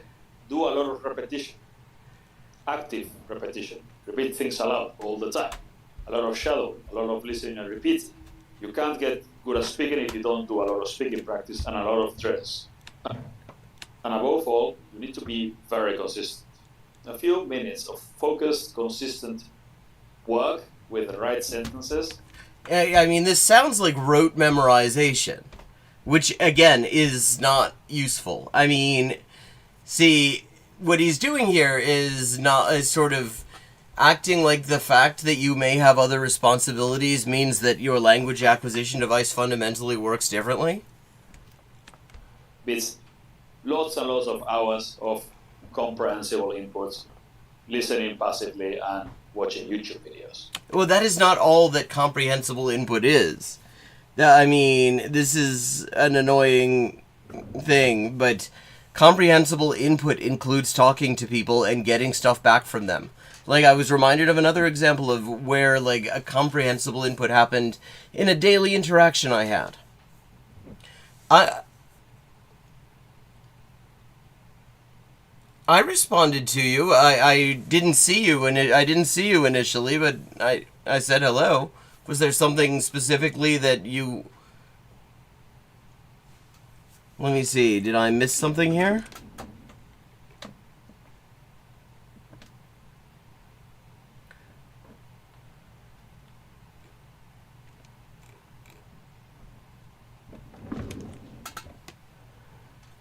Well, good luck about getting tested. I hope that is helpful.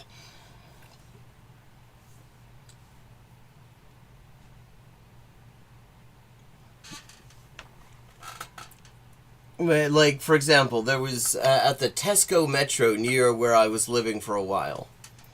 There was a Greek guy at the till late at night. I would go in there mostly. I didn't go in there for many things, but late at night I would go in there for snacks and stuff.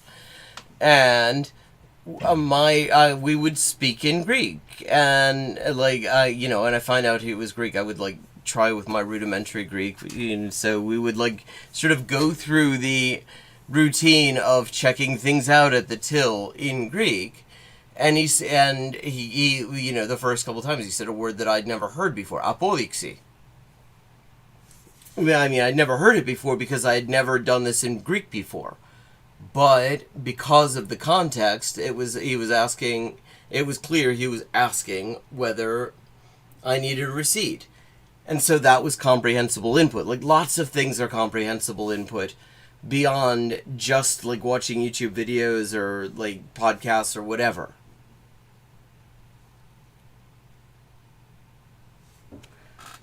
Like, consistency beats input. That's just not, I mean, that doesn't even make sense. That's the entire foundation of my language learning system. It's built for people like you, who are busy but want results in reasonable time, Yeah, but what are the results? without wasting time.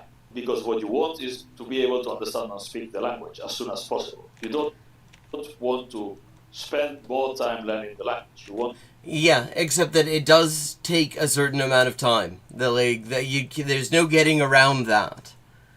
And you should always be wary of anyone who tells you there's a way around that. Especially if they want your money. To be able to use it as soon as possible. The goal is not to spend time learning the language, the goal is to spend time using the language. So it's not about counting the hours, it's about making the hours count. You have to use your time efficiently. And I mean, this is what he's describing is the opposite of that, though. It is using your time inefficiently, because if all you're doing is rote memorization of high-frequency phrases, you're not acquiring the language. You may be able to repeat those phrases, but that doesn't mean you're going to understand what comes back at you. That doesn't mean you're going to be able to vary your speech creatively. If you apply this method, results will come sooner rather than later. But what are the results? Like...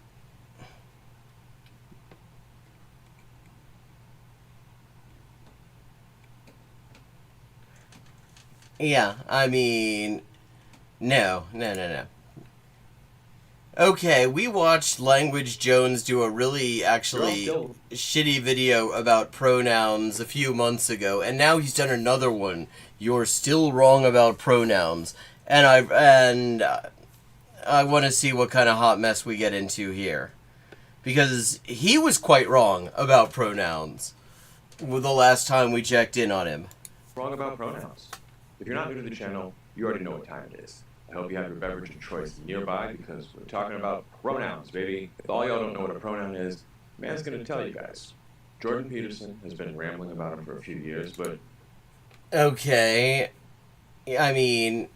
Bro doesn't really know what he's talking about. Oh, okay, well that's good. See, the trouble was, the last time he did this, the premise was why the woke left and the gender critical right are both wrong about pronouns. And he proceeded to say some stuff that sucked, actually, and completely misunderstood what the discussion was even about in all sorts of ways. So, I mean, starting out by pointing out that, yes, Jordan Peterson is full of shit, I mean, that's not a bad starting point. A while ago, honestly too long ago, I made a video with a title that made everybody angry. And I know this because you all left comments on it. I didn't. I just did a reaction video in which I pointed out why a lot of what he was saying was nonsense. Left, right, woke, gender critical, I mean, I do appreciate one thing that he does get right. I absolutely gets right, and I said it at the time, is that he puts in gender critical with the reactionaries. He, like, his acquisition device managed to correctly assign the, the position of the TERFs on the spectrum. You're questioning gender fluid, you name it. Because not... Gender fluid isn't a political position, though. That is just a, like, position of a person on the gender spectrum. You could have a gender fluid reactionary. Like, okay, already he doesn't know what the hell he's talking about. Not just the US, but most of the Anglosphere is engaged in endless bickering about pronouns. I mean, and here's this thing where we're talking about... Okay, first of all, it isn't about pronouns. It's never been about pronouns. That's why reactionaries say all sorts of shit that doesn't even make sense. I'm never going to use pronouns. You just did, dude. Yeah, he knows. They don't care that is not an accurate statement, that they just used a pronoun. They're specifically, what they mean is they're never going to respect who trans people are. That's what that is. And making it about the Anglosphere is an interesting one. Maybe that's the only sphere he's aware of. But actually you find maddeningly similar versions of this bullshit debate in all sorts of different linguistic communities. I mean, you can find it in Japan. There are Japanese TERFs, and their fucking arguments are just translations of English TERF bullshit. You can find it in all over Latin America. So this is not getting off to a good start. And I know that because gender critical is left in the UK, but right in the US. No, it isn't. It's right in both of those, and it's funded by the same people in both places. Take 5 minutes, dude. Take 5 minutes and familiarize yourself with what's going on.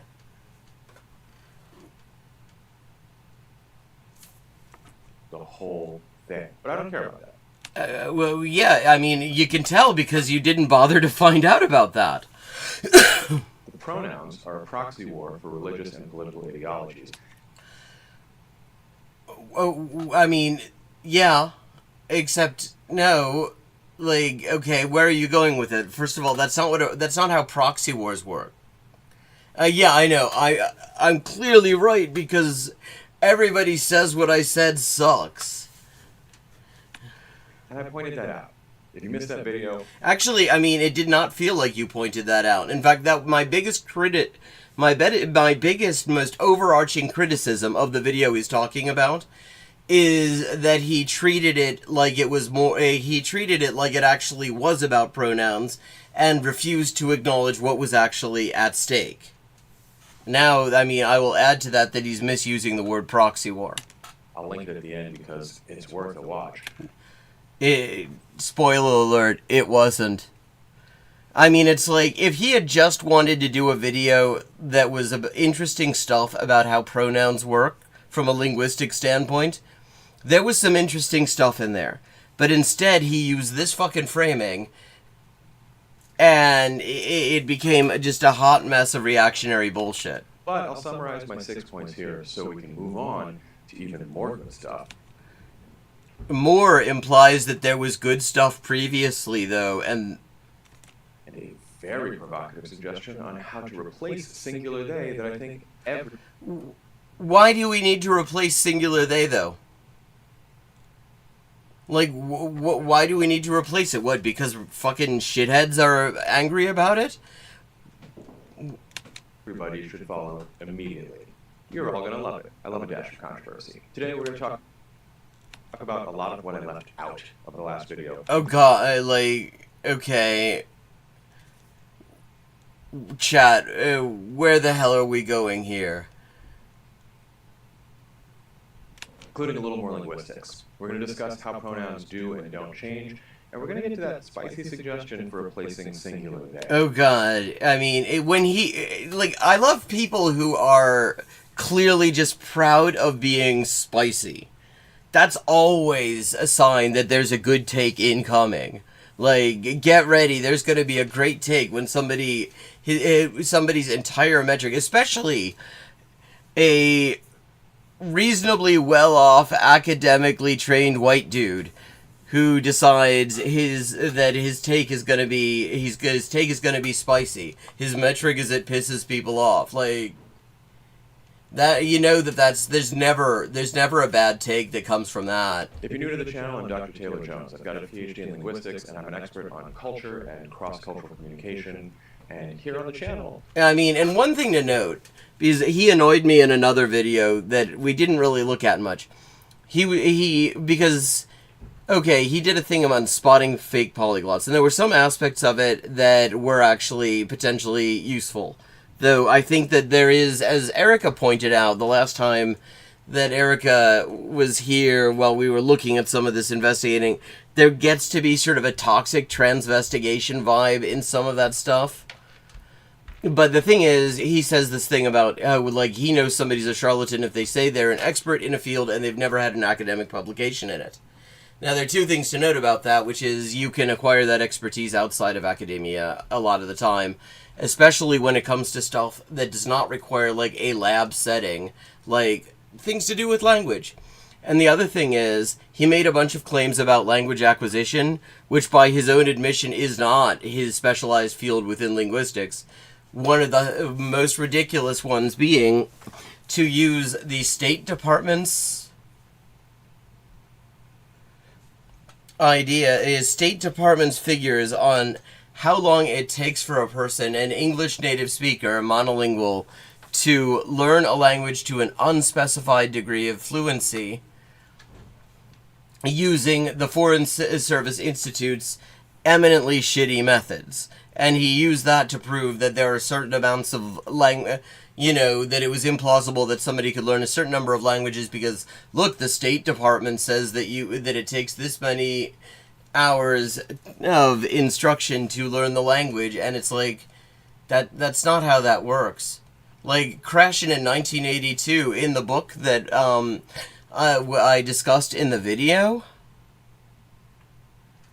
actually has a footnote about those figures from the State Department back then, pointing out that all they are is a benchmark for the State Department's own Foreign Service Institute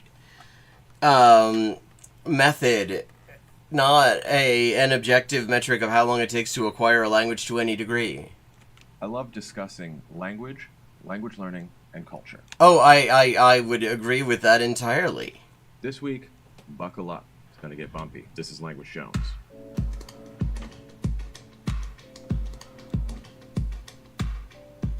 This week's video is sponsored by linguistics. Do you find yourself getting frothy mad over a part of speech? Do you think some accents are proof that the people who have them are stupid? Do you suffer from folk etymology, hallucinated accent syndrome, sacropomorphism, or related conditions? It's time to leave that behind, because it's a new day with linguistics. Introducing linguistics, the revolutionary field that enhances your communication, broadens your perspective, and deepens your understanding of the world around you. With linguistics, you can analyze language structure, decode hidden meanings. Oh, this isn't a real sponsor. Than ever before. Whether you're navigating dialects, understanding regional slang, or cracking the code of ancient texts, linguistics can help you get back to leading a full and satisfying life. Side effects may include improved critical thinking, echolalia, impulsive stops, hapology, apocope, diuresis, spontaneous language acquisition, decreased urges to correct grammar, increased urges in the bedroom, night terrors, and tweed. Linguistics is not for everybody. Do not engage with linguistics. Collectivist cultural orientation, not easy either. And third, you're wrong about how hard new pronouns are. They're not that hard. Fourth, you're wrong about how easy they are. Yeah, God, he's just doing his other video again. Not that easy either. And fifth, everybody is ignoring culture and individual versus collectivist cultural. Oh yeah, this was such nonsense because he said that you can see that like when trans people expect people to respect their genders, that means it's hyper individualist. Leaving aside the fact that literally like cis people also expect that, and it is taken for granted in the case of cis people. Oh yeah, I mean, it is pernicious in a lot of fields. There are, like, outside of fields where there are specific facilities that you absolutely need in order to acquire the skills that are a necessary part of a particular field, a particular discipline. This is You're Still Wrong About Pronouns. It is the sequel to Language Jones's Extremely Shitty Why the Woke Left and the Gender Critical Right Are Wrong About Pronouns, which I did a video on. Here, I'll link it in chat. Let me pull it up, because we're running out of time as well anyway, so I'll pull up. Oh no, we're not running out of time. We got plenty. We got like 20 minutes. So I'm just going to pull this video up that I did that was a reacting video. Ahoy Language Mania to his original one. Let me just find that here.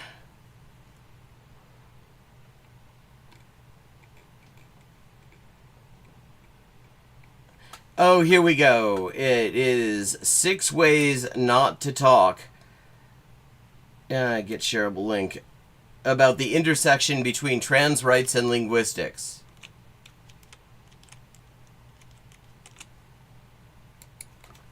Here we go. This was my reaction to the original video that he keeps talking about, which, again, I cannot stress enough, sucked.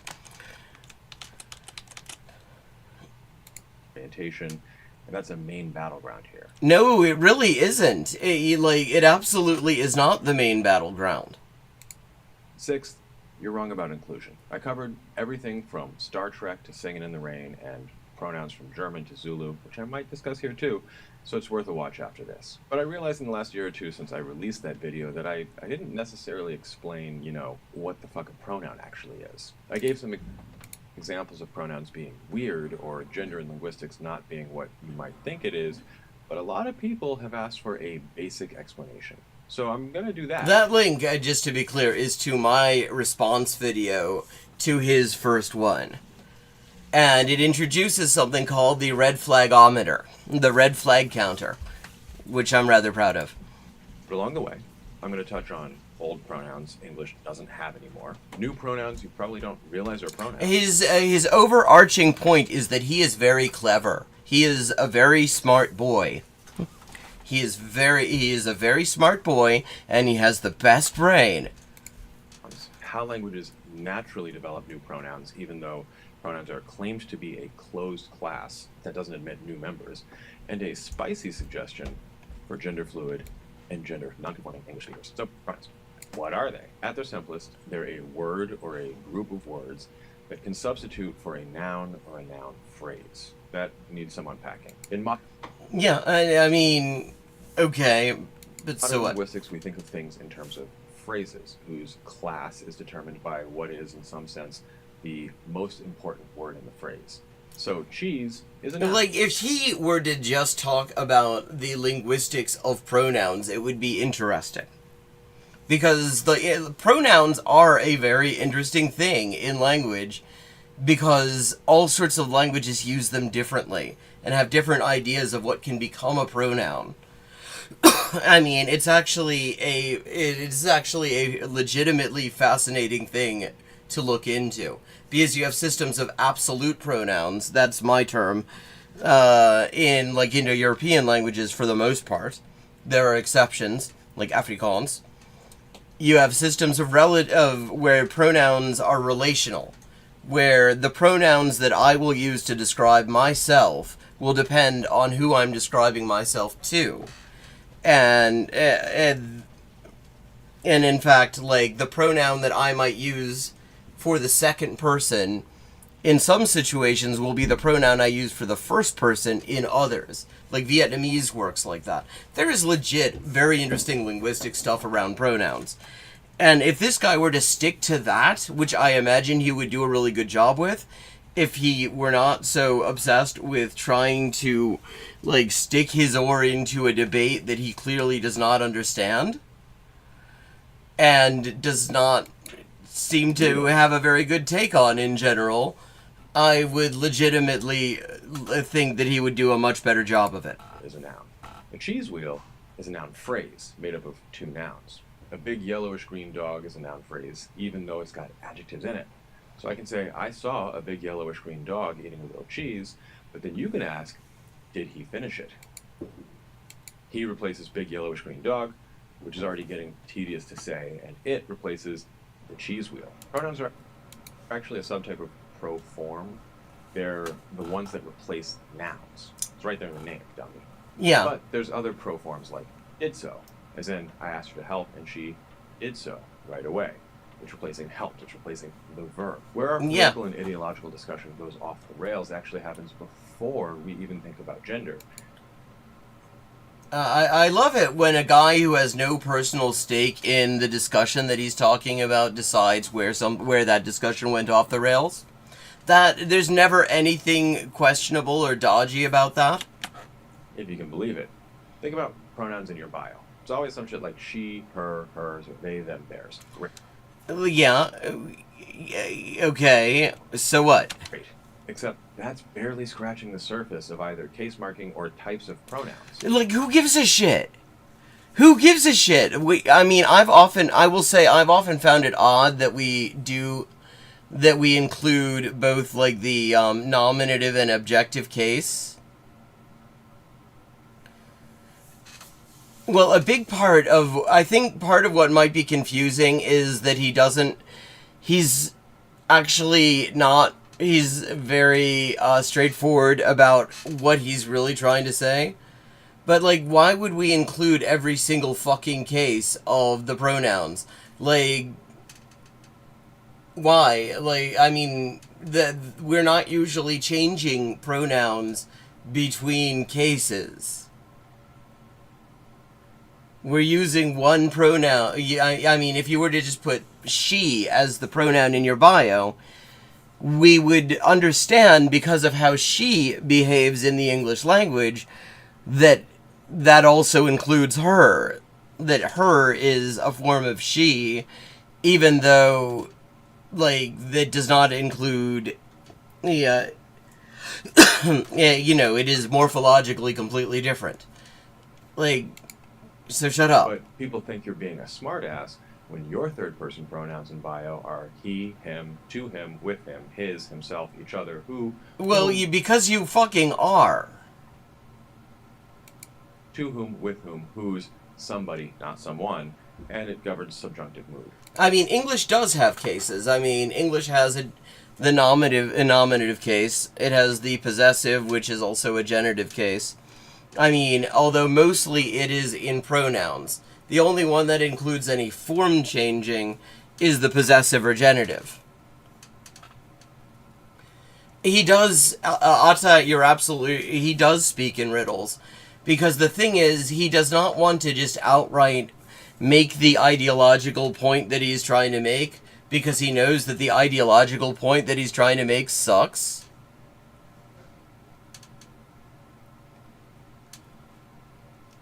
But, so he is, like, to use the linguistic terms, he has this surface structure that is meant to completely distract from the deep structure.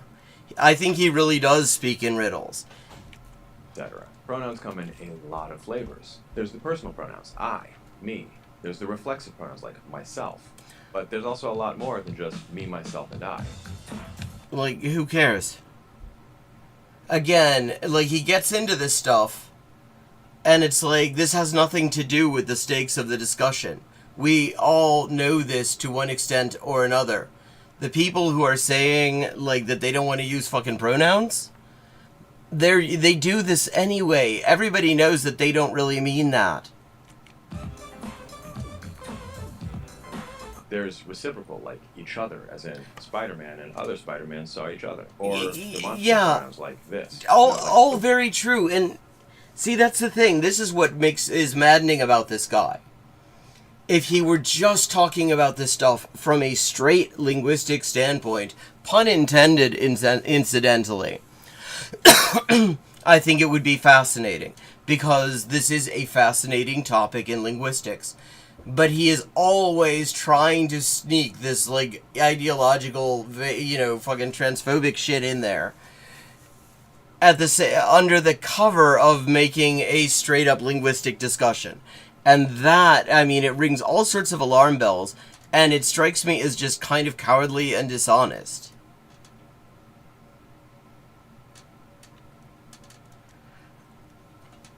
I think he gets Hogsnow. I think he gets that. I don't think he cares exactly. I think he's trying to make a point that he doesn't want to be open about by appearing to making a completely different point. Word this. There's relative pronouns like who and the man who played Roger Murdoch in Airplane. Or guess who I saw today. There's the...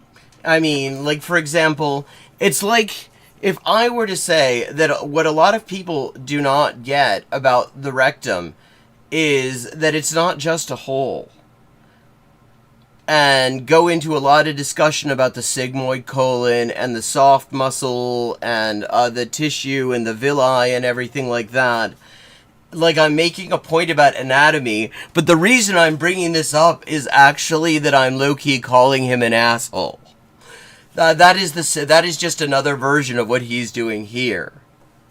The interrogative pronoun like, who did you see? There's indefinite pronouns like someone, as in someone really loves you, which comes right back around to the relative pronoun guess who. But of course, most of these don't mark gender in English, and some of them even mark case instead, like whom.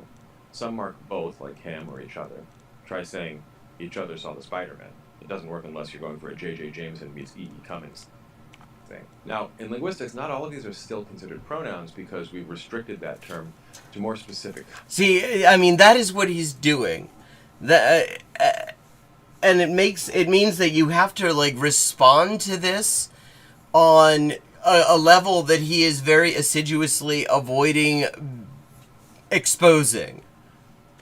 Kinds of things I'll explain later, but in traditional grammar, those are all pronouns. In Intro to Linguistics, they'll teach you that pronouns are a closed class. Basically, a language will have a set number of them, and then that's it. And this is basically... which is not true, although it does tend to be one of the areas where it takes longer, where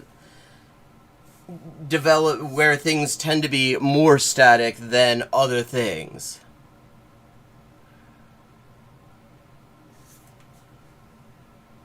I feel like there is a certain plausible deniability. I think, he may be unaware that he's doing this on a certain level, though I kind of doubt that. Because the thing is, what you get is that his shitty ideological position is totally shaping the framing of what he's doing here. And he feels a need to inject his shitty ideological position into the discussion, even though it is completely unnecessary to the strict linguistic discussion. They're function words, not content words. Function words are words like of. What the fuck does of even mean? It doesn't mean anything. It serves a function that relates two other content words into a larger structure that then has meaning. A wheel of cheese. But pronouns are not really a closed class. Yes, it's a lot harder to learn new ones, and new ones develop way less frequently than new verbs or adjectives or nouns. I would say that depends a lot on the language. Because there are languages that use all sorts of things as pronouns. Japanese, for example, can turn just about anything into give a pronominal function to just about any word, if it refers to a person. He yeeted his cringe Cybertruck. They're not really a closed class. In fact, most of you would be fine with the sentence, bro yeeted his cringe Tesla. And that use of bro is an organic example. It's just happening. In fact, despite being derived from brother... Actually, that is an example of the sort of thing that is all over the place in Japanese and Korean as well, and probably a number of other languages that I don't really know. I've seen it used to refer to female humans. You know, the class of people who can never be a brother, more times than I can count. I co-wrote an entire linguistics paper that was published in a special edition of American Speech that demonstrated that a neighbor functions as a first-person pronoun. We actually argue that there are 12 N-words in Black English, and that they fulfill both pronominal and social honor. And it's like, this is, I will say, like, AAVE is actually his academic specialization. And this is certainly an area that exists within AAVE that is like an object of study. But sometimes it feels like he kind of brings that in sort of spicy places for a white dude. Functions. It's a fun paper, and I'll link it in the description. It's also saved lives and livelihoods, but that's another story for another day. Some other new pronouns include man, especially how it's used in London, a gente in Brazilian Portuguese, neg in Haitian Creole, in which I could be described as a neg blanc. Some uses of ass in English. John McWhorter points out that saying you fired his ass does not mean that you terminated his posterior.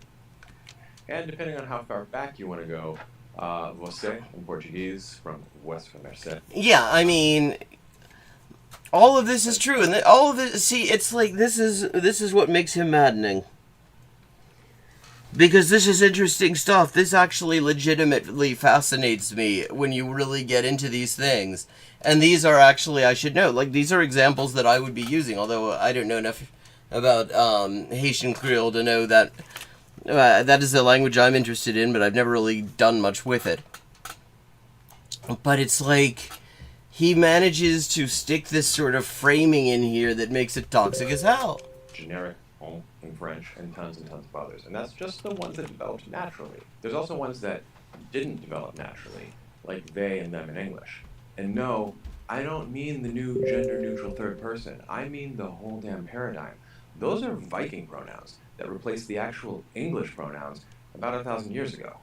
Except not everywhere, and there are places where there are still remnants of the older forms in non-standard dialects of English. English used to have... See, like, if we were just talking about the history of pronouns in English, this would be legit fascinating. And I'm a language nerd. You might have noticed, considering the topic of this title, this channel and this stream and my videos and stuff. I find this stuff fascinating, but I do not like the way where he goes with this stuff. Hail instead of they, ihre instead of theirs, kind of like ihr in German. You can help with what, Ada? 9. Heo or hie for direct object, him or heom for indirect object, like to heom, and also for with. By the 10th century, the H wasn't always pronounced, so it's sort of like the Johnny Carson of pronouns. Ayo! Remember these because I'm definitely bringing them back later. Here's the thing. Pronouns are like passive voice. People have strong feelings about them, but can't identify them reliably. I mean, and see, like, that is a true observation there with regard to the passive voice. A lot of what people say, refer to as passive voice, linguistically speaking, is actually an impersonal construction. You know it's a passive voice because in English, the verb to be will always be involved in it. So there's lots of things that people think are pronouns that aren't. We're talking titles like yeah. Doctor and Professor. AAVE is an area, actually, I mean, generally, like, the category of languages that AAVE belongs to, like languages that are formed at the margins as a way of engaging with a dominant group's language, in processes of colonization and the like, fascinate me. That is an area that I've always been interested in. I mean, one of my, like, heritage languages would fall into that category, Yiddish. I mean, Afrikaans is another example. I mean, Haitian Creole is another example of this. And that stuff, I mean, I legit find this stuff fascinating. I bet he has interesting things to say about it, but at the same time, it's like, there's always something under the threshold that feels deeply problematic about about where he's going with things. But in any case, it is time to wrap it up for today and start thinking about dinner things and other stuff. It's been great to see you all. I hope you enjoyed the stream. And I will be back on Friday at 4:30 p.m. U.S. Eastern Time, and I look forward to seeing you all then.